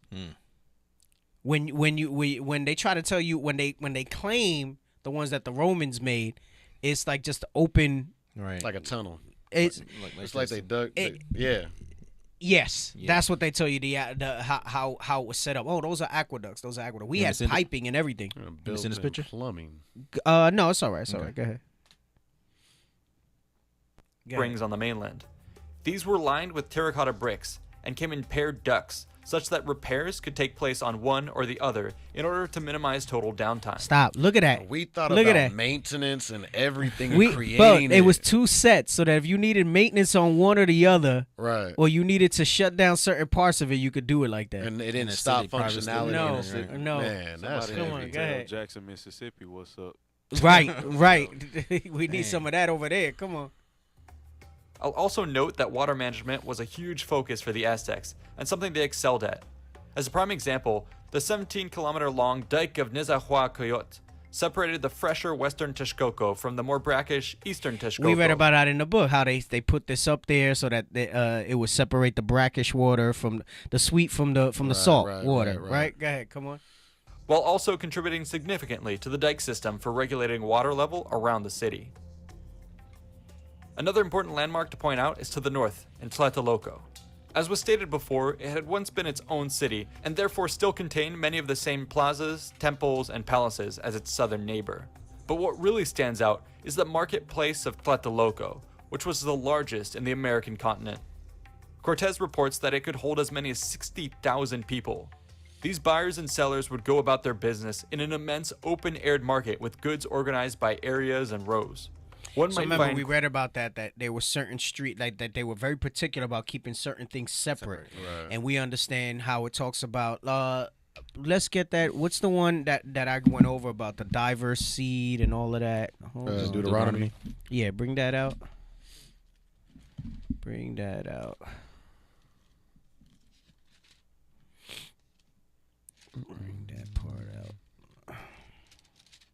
22, right? Yep.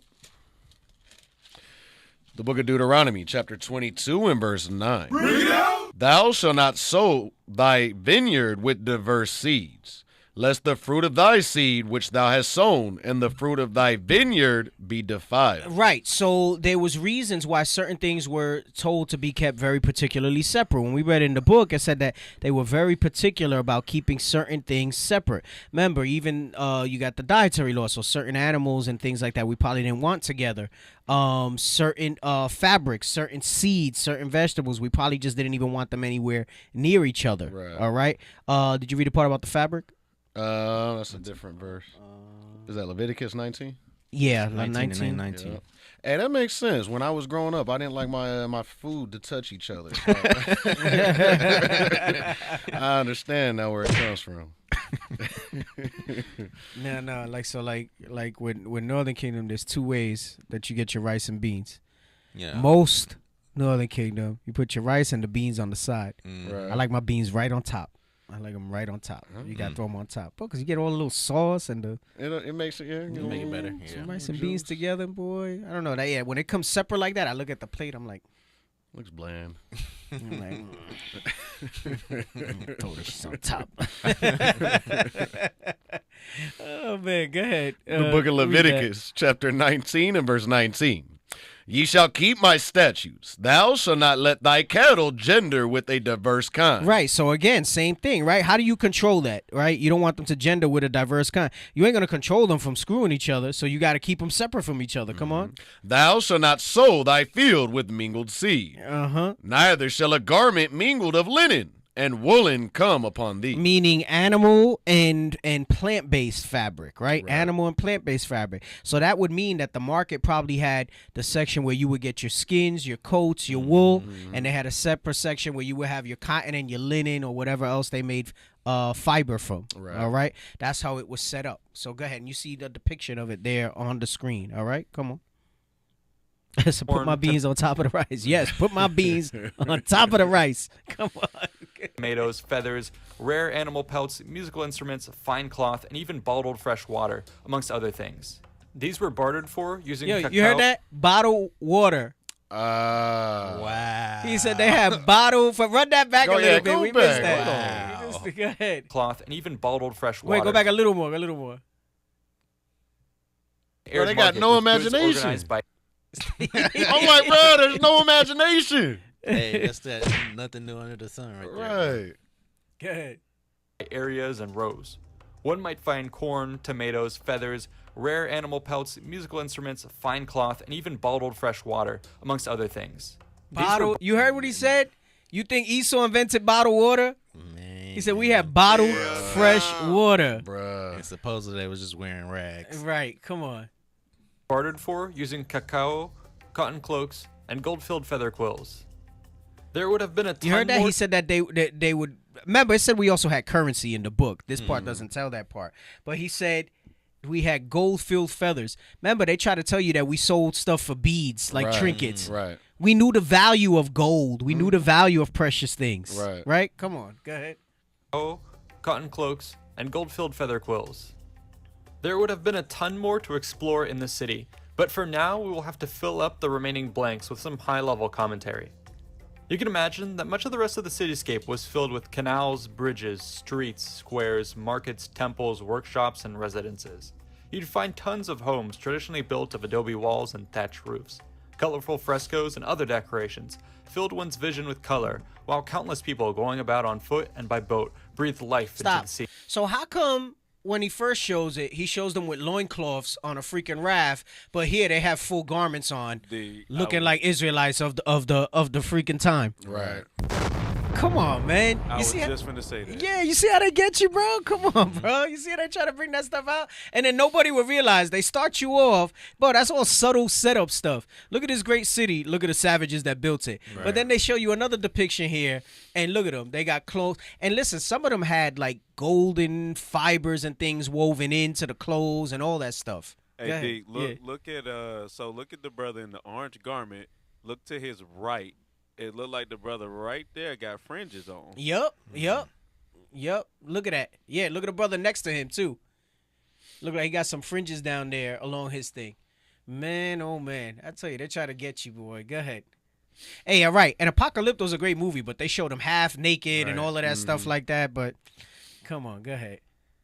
These included farmers, fishermen, merchants, nobles, priests, craftsmen, soldiers, and more. Right. Babies naked. Right. Look. So the babies is naked. The dude's in a loincloth over there. So now they switched up the imagery again, right? Right. He there just chilling with a loincloth playing a flute, but the woman's in the dress. Come on. Go ahead.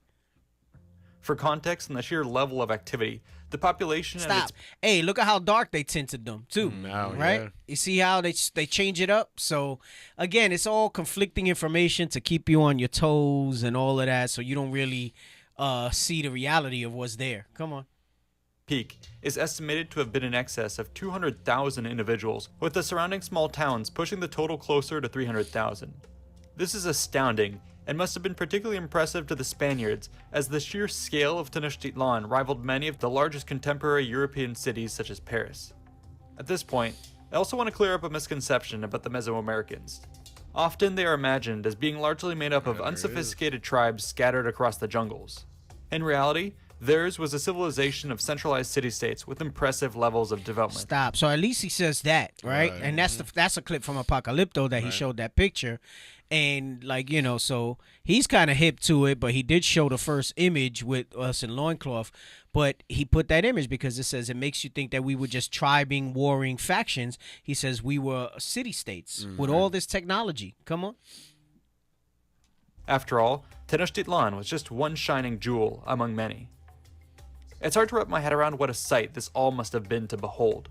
I'd love to talk more about the various details of Tenochtitlan and other Mesoamerican cities, but for now, this is where we will leave things. I look forward to reading the comments below to see what you all would like to focus on next. Once again, thanks for all your support. All right, so that's it on that. You got something you want to Yeah. Pull up that image I had sent to our group. It's just a screenshot from an article, right? And so the article is just an excerpt of pretty much what this Spanish conquistador said right here. Yeah, click on that one.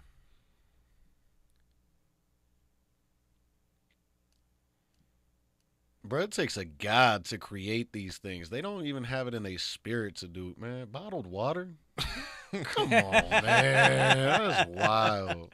Yo, fresh bottled water. Bro, because you in the marketplace, you might get thirsty and leave. So let me get some water so I can stay shopping, you know? Come on. Go ahead, officer. All about us, we saw cities and villages built in the water. They're great towers and buildings of masonry rising out of it. So this is pretty much backing up what we had just saw. So you see it says they're great towers and buildings of masonry rising out of the water. So think about that. All the intricate work that they had to have, the towers and buildings going down in the water. Right. Because you think about it like a bridge being built right now, you know, you got to move all the water out and make sure the foundation is deep inside the ground under the water. That took a lot of effort for them, right? So that's from a Spanish conquistador. He said that, right? Go ahead, Ricky, finish reading it. When I beheld the scenes around me, I thought within myself, this was the garden of the world. He was that impressed. He said, this is the garden of the world. Wow. Man. And it's supposedly the Spanish Empire. That was the empire at the time. He said this was the garden of the world. That's Bernal Diaz del Castillo. Hey, and that means if your last name is Diaz or Castillo, that's your slave master's name. Got him. All of us, man. All of us who got them, bro. Because I'm telling you, man, some Northern Canadians, they be all proud. Be all proud of that last name, man. He needs some milk. Yep. Come on, man. Like I've said this before. If your name was Smith or Thompson or whatever it was, you know what I'm saying? And you got Rodriguez and Gonzalez or Diaz and Castillo, that's your slave master's name. Oh, so you put that up there? Hey, okay, there we go. You got some pictures. And then go back to 356. So pull those up, get those ready. And that's supposedly the artist's depictions of Herod's time in the temple. And then you look at some of the stuff we saw in the video. 356, I think, had that I told you reminded me of that when I saw it. It reminded me of that drawing. And again, even what they're showing us in the video is another artist's depiction. But if it's anything accurate to what was written and somebody described it, it's similar to what we see here, right? Come on. You getting it ready? He getting it ready to put it on there. He said, "My name is Jose Diaz." Hey, you might be you might have been a slave of this guy that said what he said there, you know? That's how it goes down for us. Right? Just like somebody here, Judah, or whatever, might be Washington. You might have been George Washington's slave, you know? Facts. Or Jefferson. You might have been George Jefferson's slave, you know? Well, we got to make Israel great again. Yeah, man. Yep. He got the pictures up now. Okay. Go ahead and put that up. And then put up, can you do the side-by-side with just the video? Where at 356 on the video. I believe it was at 356 on the YouTube video that we just played. Go to 356. Well, you could do that one, yeah. Okay. So look at kind of similarities in the structure and layout. All right, this is what I was talking about. That's one picture. All right, you leave that one there. you had other ones too that looked pretty good close to it. And so the one on the right of the screen is, look, that's another one. That's what they depicted the temple and stuff in Jerusalem. So that would have been the remade temple. I say in the time of Herod because it's hard to find ones that are depictions of the ancient one. They have this one laid out pretty good. Again, look, similar layout to what you see there of Tenochtitlan. A lot of similar. Right? Super similar layouts. Go ahead. You got any more? I think you have more, right? Look, similar type of layout. Same type of thing, all right? Same type of thing. Go ahead, come on. Look at that. Same type of layout. There was another one that it had a little building like that in the video. I don't remember where, but it's all right. We don't need to. I think people are getting the point with all that stuff and how it goes down. Look, even in the background, how it's laid out and all of that stuff. All right. All similar layouts, right? Which means it was a people that passed a certain knowledge down, right? And they kept the semblance of that. They kept the semblance of that, you know? All right, let's go back to the book. American Holocaust. All right. I want the American Holocaust book. All right. And I forgot where I was going to put the Olmecs. I didn't even think I sent you links about the Olmecs, so I can't even remember. Zoom in a little because I can't see it, so I know Tobias can't see it. Facts. And then I think we had went down to keep going. Each kind of merchandise it's sold. Okay, we'll start there because we read a little bit of that paragraph. All right, so we're going back to the book. We were reading excerpts from these pages last week. We're going back to the book to describe this. And again, what prompted me to think of this is when we were reading in the excerpts from Atkinson's Casket, which is an excerpt from Antiquities of America. It speaks about the enlightened, industrious, and scientific people that we are and the things that were found. And they don't teach you this in history. They don't teach you these things, right? Come on. Each kind of merchandise is sold in its own street without any mixture whatever. And we read in the scriptures why. That's just some of it. There's a lot of scriptures that talk about why you don't mix this and that, keep this separate, so on and so forth, right? Here's the rationale behind that. Come on. Cortez wrote, "They are very particular in this.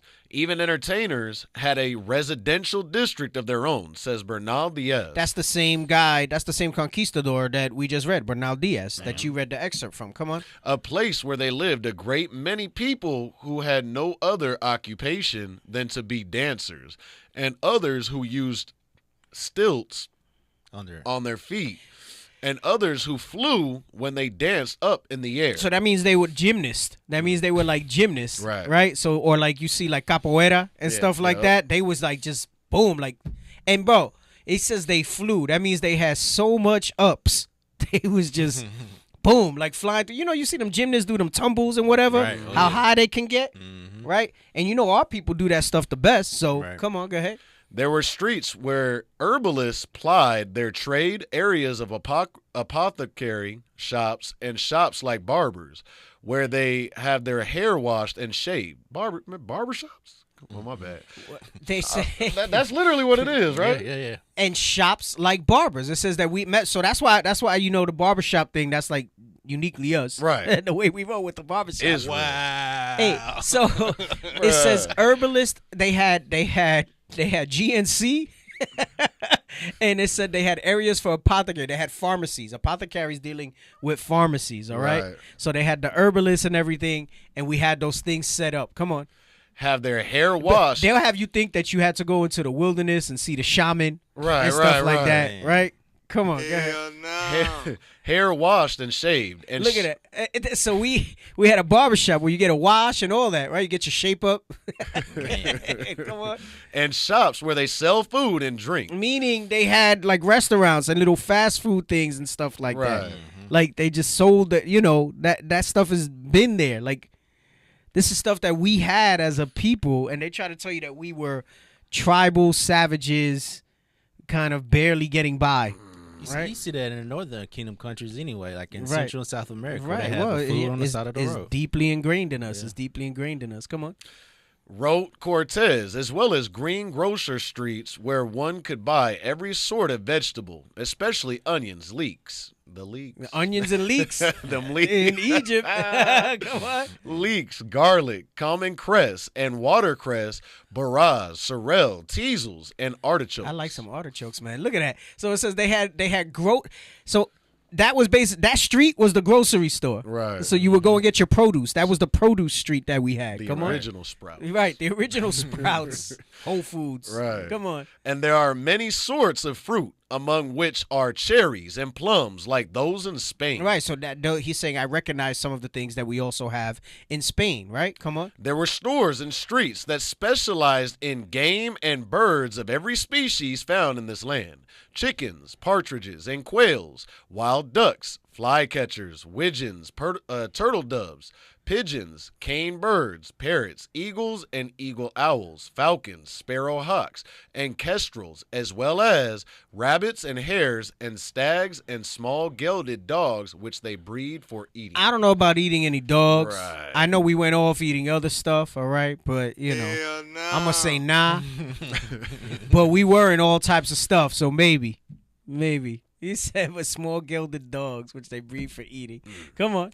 There was so much more in this mercantile center overseen by officials who enforce laws of fairness regarding weights and measures. Hey, that we had that too. Remember how it talks about we couldn't wait to make the falsify the balances and stuff like that? So that comes from our history as Israelites, that we had to have people that would oversee it to make sure that it was fair, that it was done properly. All right, come on. Fairness regarding weights and measures and the quality of goods pervade, that Bernal Diaz said, we were astounded at the number of people and the quantity of merchandise that it contained, and at the good order and control that it contained. And for we had never seen such a thing before. Because meaning that back home to him in Spain, they had no order. They had no order. Robbing, they had no stealing. structure. Robbing, stealing, right? Falsifying the weights, all that stuff. Come on. There were honeys and honey paste and other dainties like nut paste, waxes, syrups, chocolate, sugar, wine. In addition, said Cortez. That means that, bro, they were losing their mind there. That's why he said this must be the garden of the earth. Bro, we was living good. Hell yeah. We was all right. So they came and freaking jacked everything up. Come on. There are many sorts of spun cotton and hanks of every color. So why they always show us with like some pale white loincloth? Bland. He says there were many sorts of spun cotton and hanks of every color. Come on. And it seems like the silk market at Granada. We also had a silk market as well. Come on. Except here, there is much greater quantity. But we had more of it. Go ahead. They sell as many colors for painters as may be found in Spain, and all of the excellent hues. So meaning not just painters that paint house, meaning artistic. Mm-hmm. Meaning that they sold paints. Like, they have you think that, it was them because of the Renaissance, that they came with painting and all this art and things like that, right? Excuse me. You go to a lot of these museums and you have like, the Mona Lisa and Leonardo da Vinci's works and all this other stuff. Right. Michelangelo and everybody else. It says that they had so many colors. They had a market for it, for all the different artistic people amongst us. Come on. They sell deerskins with and without the hair, and some are dyed white or in various colors. They sell much earthenware. Earthenware. Remember how it said in the Akas's casket that there's a lot of evidence of earthenware of the type of people that we are. Come on. Which for the most part is very good. There are both large and small pitchers, jugs, pots, tiles, and many other sorts of vessel, all of good clay, and most of them glazed and painted. That don't sound like the savages that they portrayed us to be. Come on. Right. They sell maize. Isn't that what they make? Maize. Maize? That's corn. Okay. Maize. Come on. They sell maize, both as grain and as bread, and it is better both in appearance. Cornbread. Cornbread. No, arepas. That means arepas too. Come on. In appearance and in taste than any found in the islands or on the mainland. They said it's better in appearance and in taste than any found on the islands or the mainland. Hey, and that's heavy because he's talking about Central America here with the Aztecs, but compared to like the islands, like Ephraim, Manasseh, Simeon, like most South Americans are known for some sort of like arepa or things like that, like that they make with the corn. So that's like a historical food for them. Right. So they're like good at it. They're like real good at it. Right. Issachar to this day, they always with the corn masa and stuff like that. Facts. So they do it in tortillas. You go further south into South America, and they do it savory. They do it sweet. There's different types of corn that they have for it and all that. I'm getting hungry now thinking about it, boy. I go for some arepas now. See, in New York, you get that like anywhere. Like you just go to Queens.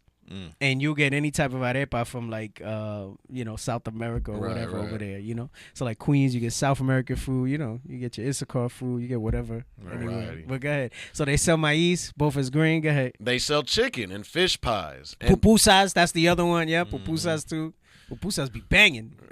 Things are good. And much fresh and salted fish, as well as raw and cooked fish. They sell hen and See, goose they had eggs. sushi. They tell you it's the Japanese that came up with it. Go ahead. They sell hen and goose eggs and eggs and all of the other birds I have mentioned in great number, and they sell tortillas made from eggs. Go ahead, continue on.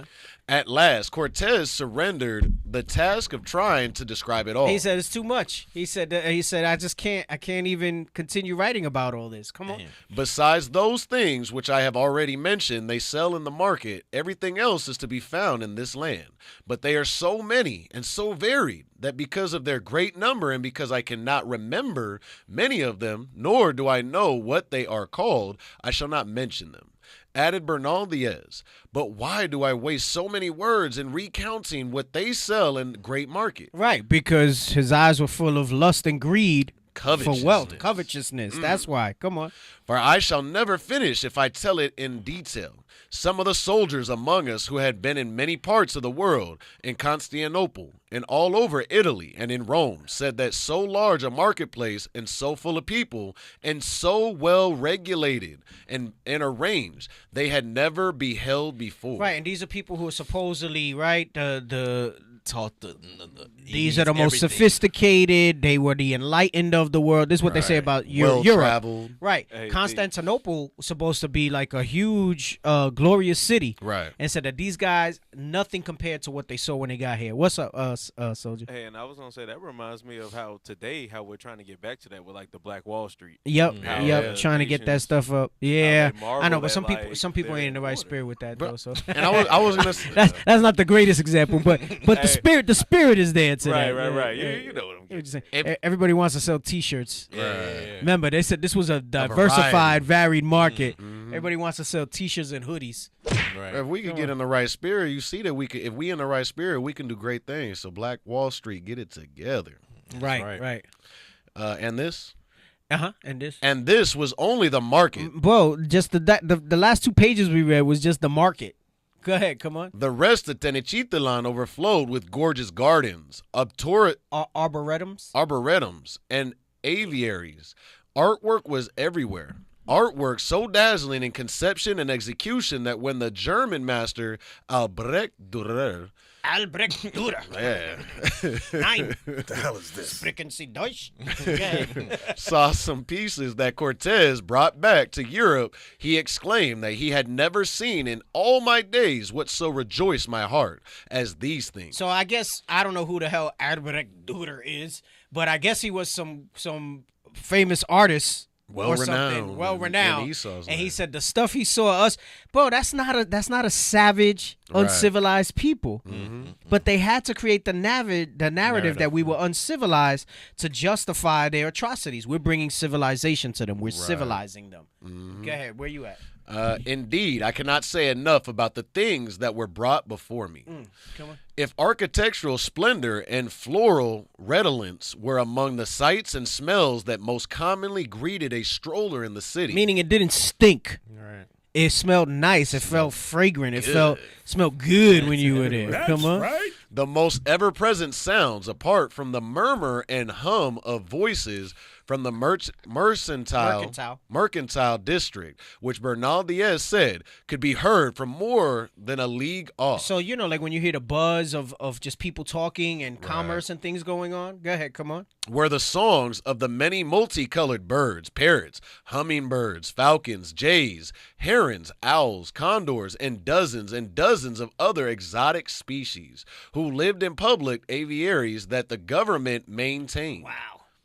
As Cortez wrote to his king, "Most powerful Lord, in order to give an account to your royal excellency of the magnificence, the strange and marvelous things of this great city, and of the dominion and wealth of this Montezuma." The dominion and wealth. That's Montezuma. He's writing Montezuma. But Like that's Montezuma's wealth? That's Montezuma, like the Montezuma. Okay. Right? Because he tells him that's the ruler of Tenochtitlan. Go ahead. Its ruler and of the... So you see where their mind was? And then the king, in his pomp and his pride, because Spain was the world power at the time, sees that and says, I must have it. Right. I must have it. Right, go ahead. And of the rights and... Is this the last page that we have? This page 8. Sorry, this is the last page. This is the last page I took pictures of. There's a lot more in the book, but there's only 8 pages of the book. Well, go ahead. Rights, customs of the people, and the order there is in the government of the capital as well as in the other cities of Montezuma. We had government. We had government structure, right? And it's funny because it's like you look at all this and then you see us trying to put governments and offices and administrations, and we've gotten better as a body. I'm not gonna hate on everybody, but you still have people that resist that sort of thing. Right. But that's something to be desired. Like how do you want to gather yourself together and be gathered together in freaking chaos? Right. That's heavy right there. I was gonna say too, like we used to have people like we had an office, whether your office was doing the incense for the sanctuary, or whether you were the scribe. Just like they said, they had all the singers together in Tenochtitlan. Right. Hey, when David said I'd rather be a doorman in the kingdom, what does that mean? We had doormen. Right. I mean, like that's all what those you type of did. things. Right, and that's what you did. That was your job.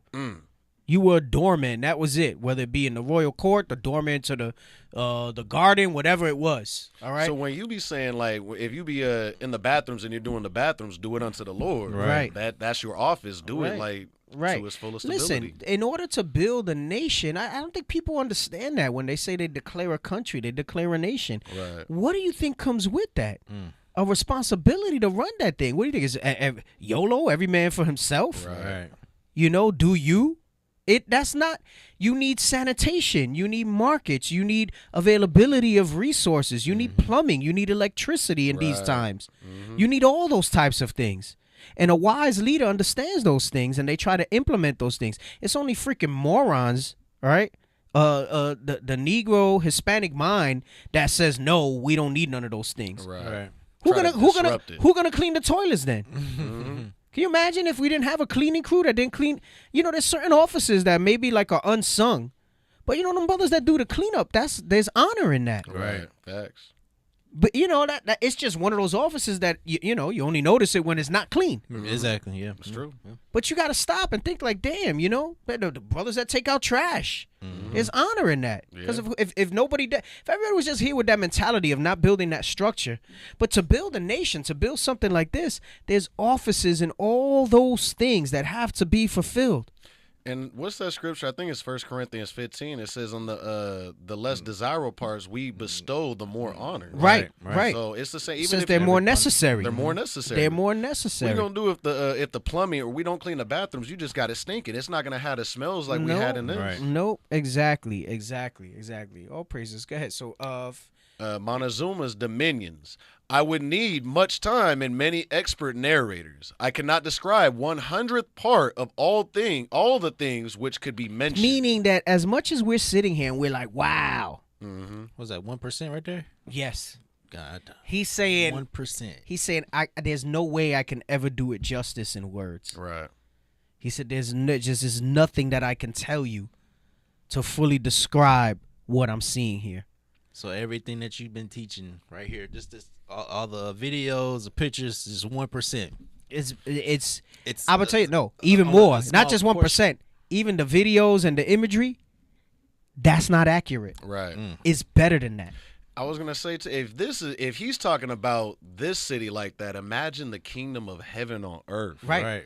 It's his eyes haven't even seen nor ears heard. Hey, and don't just make it think that this is some outlier. In the video that we saw, he said Tenochtitlan was just one of many cities in this side of the world that were like that.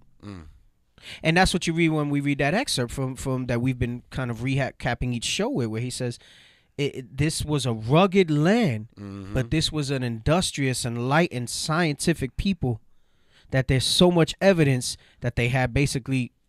It says we were numerous. Right. How do you get numerous? You don't get numerous by not having offices like this, by not having things in order and structure fulfilled and set up. Right. That's how important that type of stuff is.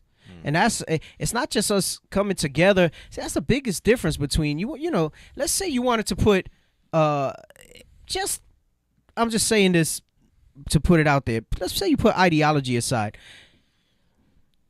You don't see nation building in the Christian church. You see people that get together on Sunday so that they can say, praise Jesus, read a few scriptures. Everybody goes out to do their own thing. Right. You don't see that type of unity. You don't see that type of structure. You don't see the type of programs and the things that we're putting in place. It's not just, oh, yeah, well, we have men's retreats and we have this and we have that. Yeah. You're still not missing. You're not teaching people how to build a nation. No. You're doing that within the construct of depending on the system. Right. You know, we got the programs in different schools where we teach the young boys certain types of skills. I was thinking about that driving over here. I said, damn. I could learn some of those skills. Some of those things I don't know how to change the oil in my car and stuff like that. You know what I'm saying? I mean, I know how to change a tire and stuff like that. You know, basic stuff. But I could change some spark plugs maybe depending on the car. But I mean, you know, I could do some things around the house. You know, like certain things, but I'm not gonna get all crazy, you know. Right. I know I was all proud. I wired my own fan. took me a little while, you know. I had to read it and like, you know, I get nervous dealing with electric, but you accomplished that thing. I did. Took me a little while because you know I'm like making sure did I do it right, you know, did I get it right. That's why usually if it's complex, I just more a time thing than that I can't handle it type of thing, you know. But I mean, we have to be able to maintain those skills. You know, don't let's not teach each other to just maintain the status quo, but let's do better. Evolve, and you see that because you see that in our history in the Bible, and then you're seeing that historically on what they saw here. Right. He was so impressed. He said, "This is the garden of the world." Facts. He's like, this is basically the cap. That was his way of saying this place is better than Spain. Sorry, King. Can I stay here? I don't want to go. Yeah, sorry, King. Right. You know what I'm saying? Come on. Let me see. I cannot describe 100th part of all the things which could be mentioned, but as best I can, I will describe some of those things I have seen which, although badly described... He's saying, look, man, I ain't got the words. Come on. Will I well know, be so remarkable as not to be believed. He said, you're going to think I'm full of crap. Go ahead. For we who saw them with our own eyes could not grasp them with our understanding. But you know, I don't know if I've ever experienced something like that where something that I see with my eyes is incomprehensible to me. Right. I can't imagine. You know, I mean, I've seen some beautiful things, but I've never seen something that's been incomprehensible to me. Right. That you just look at it and you're like, what the hell am I looking at? How? You know what's heavy though? They're wired different.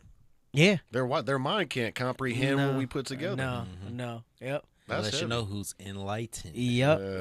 Go ahead. In attempting to recount for his king the sites of the country surrounding Tenochtitlan, the many provinces and lands containing very many and very great cities, towns, and fortresses. Come on. Including the vast agricultural lands that Cortez soon would raise, and the incredibly rich gold mines that he soon would plunder. Right. So it's so no appreciation, no respect for what was there as a civilized nation.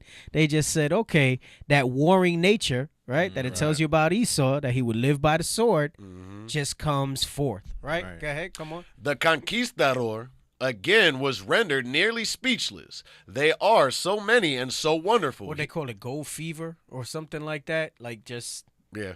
They just, that's all they could see, thinking of wealth. Come on. He simply said that they seem almost unbelievable. Prior to Cortez' entry into this part of the world, no one who lived in Europe, Asia, Africa, or anywhere else beyond the Indies and the North and South American continents had ever heard of this exotic place of such dazzling magnificence. Except the Israelites. All right. That's what we established when we did our very first show a few weeks back in this, right? Come on. Who were these people? Who were these people? The Israelites. Come on. Where had they come from? Israel. When had they come? 533 BC. How did they get where they were? The Most High held still the flood so that we can pass over in ships.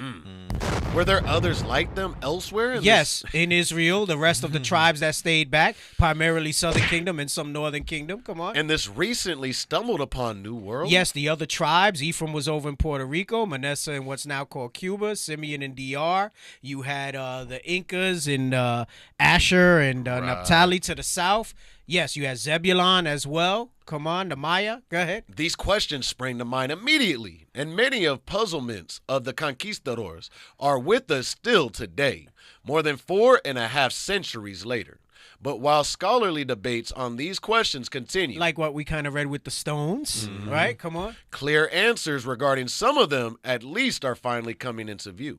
And these answers are essential to an understanding of the magnitude of the Holocaust that was visited upon the Western Hemisphere. And we're eventually going to move a little more into that. I'm not going to deep dive too much into the book, but I'll talk a little bit about how we went off and how you saw curses fulfilled by the ministers of the Most High, which were the conquistadors, to do that on this side of the earth. All right.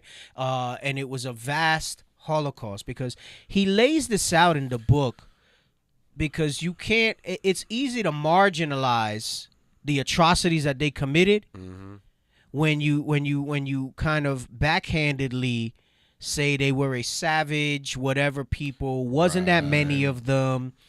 They try to blame a lot of it just on the sickness, right? So they try to justify it, but it becomes more of a tragedy and a true Holocaust when you realize how magnificent it was over here, and what they did in taking that down. Right? So go ahead. The Western Hemisphere. Beginning at Hispaniola. Right, because that's where Columbus had landed, right? Come on. Spreading to Tenochtitlan, and then radiating out over millions of square miles in every direction in the wake of 1492. Right, and that's primarily where our history begins on this side of the earth. So when you read little excerpts like this and things that we'll uncover in different books, and this is why things like the stones of Padre Nazario are so profound, that they can't give them the credence that they deserve, because then it really kind of changes the whole thing. And then just think about it. Like, not only are you saying who the real Jews are, who the Israelites are, if they embrace that, but then if you believe in a God, then you got to say, damn, we did this to God's people. Right. What the hell is going to happen to us? God's not going to let that fly. God's not going to let, and we know that based on what the scripture says. Right. So, we'll touch a little bit about certain things. He tells you some other stuff here. We're not going to read the rest of this page. Like I said, I'll skim through the rest of that book. Lord's will, what we'll go into next week is getting into the Aztecs a little bit. Again, just solidifying the connection. So we went through, the history of navigating, right, the mariners that we are, right, and how we came here during the time of Solomon, how we came here during the time of Cyrus, and then we also spoke about what we established here as an empire. When we go into the Aztecs, we'll talk about how the oral history that they gave to some of the conquistadors and the Spaniards that came here reflects the oral history of the scriptures. And that's what we'll be talking about next week. And then if we have time, we might jump back a little bit, because, again, I still haven't dealt with the Olmecs, and we'll see what else comes out in that regard. But Lord's will continue to bring that type of stuff out until we move on to another topic. So we'll see. All right. So I pray that y'all been getting edified, and I think this has been a pretty popular series. People have been tuning in. They kind of like this stuff. So this is good. All praise to the Most High. I still have stuff I got to jump back to, like us being raised up as men and all that stuff like that. Definitely got to go back into that a little bit. I'm excited. Yep. So lots of material still to go over and cover on the show. But Lord's will. We'll shift a little bit and bring out. I've been trying to get to the Aztecs from the beginning. Can you believe that this was in my mind one show of material, no. And it's been like 4 or 5 at least. Yeah, right. So, all praise to the Most High for that thing. So, y'all stay safe, stay in the spirit. Okay. Tune in tomorrow for the interview with Deacon. Oh, that's right. Yes, I'm not sure. We'll probably push it or whatever. You'll see what's on there if we're able to go live. I'm not sure what channels yet, but it's going to be in Espanol or maybe a little Spanglish because some of the books we have are only in English. So we'll see how it goes. Spanish show on Saturday? Yes, sir. Okay. Facebook at the Lost 144K. 11 a.m. Arizona time, we have La Hora de Poder. All right, that's the Spanish Power Hour exclusively on Facebook. All right, we have Day of Atonement Monday night, family. All right, so if you're tuned in and you're in the midst of your repentance, we must keep that fast. We also have the voluntary fast coming up on Friday night. All right, so we have the voluntary. We're doing bi-monthly now. And then on Monday night, we have the Day of Atonement fast, all right, that we all must keep, afflict our souls by fasting. And then the week after that, we got Tabernacles. Yes, yeah, that's one of my favorites. Y'all stay safe, stay in the spirit, all right? Keep sending up the prayers. Make sure that we're fasting often. With that, we say shalom. Shalom. Shalom.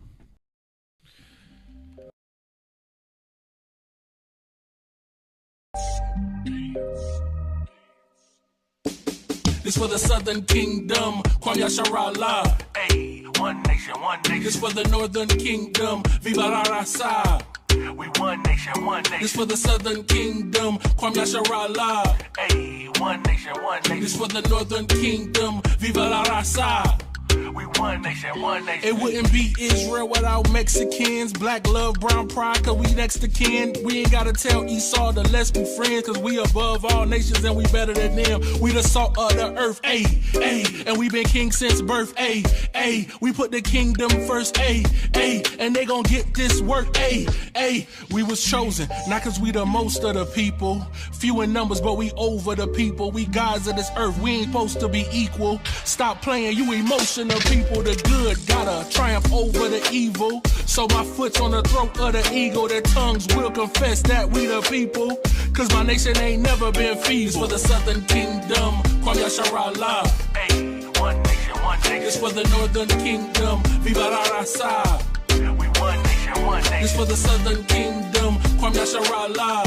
Hey, one nation, one nation. This for the Northern Kingdom, Viva la Raza. We one nation, one nation. I can't take one step without my brothers too. Vámonos muchachos, yeah, you know there's one for you. Me gusta arroz con pollo, tacos chilangos, sipping on cervezas with all mi hermanos. Judah and Ephraim, that's the 2 kingdoms. Now we one nation over these heathens. Royalty bloodline, we be the choice vine. Better repent for you run out of time. My father gave me salt and the light, yeah, yeah. We strong in the Lord and his might, yeah, yeah. Better be careful of fire. Change all your ways or you'll be his desire. Whoa, gotta stay away from Satan changing my mind frame. Yeah, you know we dying daily, turning it up on a feast day. Put this on replay, no longer divided cause we all one nation. This for the Southern Kingdom, Kwam Yasharallah. Hey, one nation, one nation. This for the Northern Kingdom, Viva la Raza. We one nation, one nation. This for the Southern Kingdom, Kwam Yasharallah. Hey, one nation, one nation. This for the Northern Kingdom, Viva la Raza.